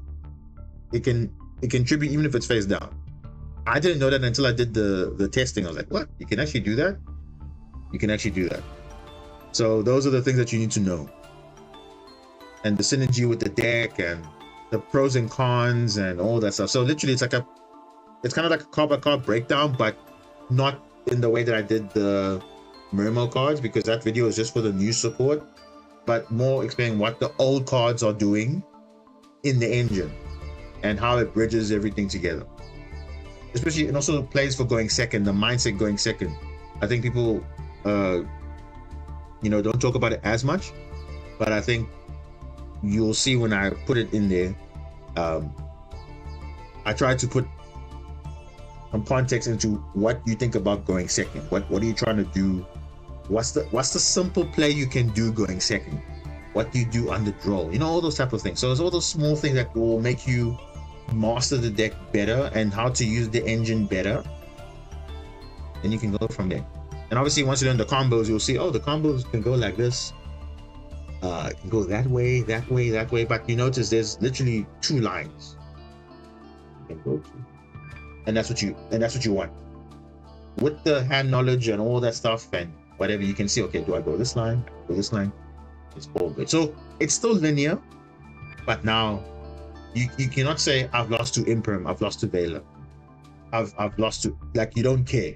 You can still play through all of that.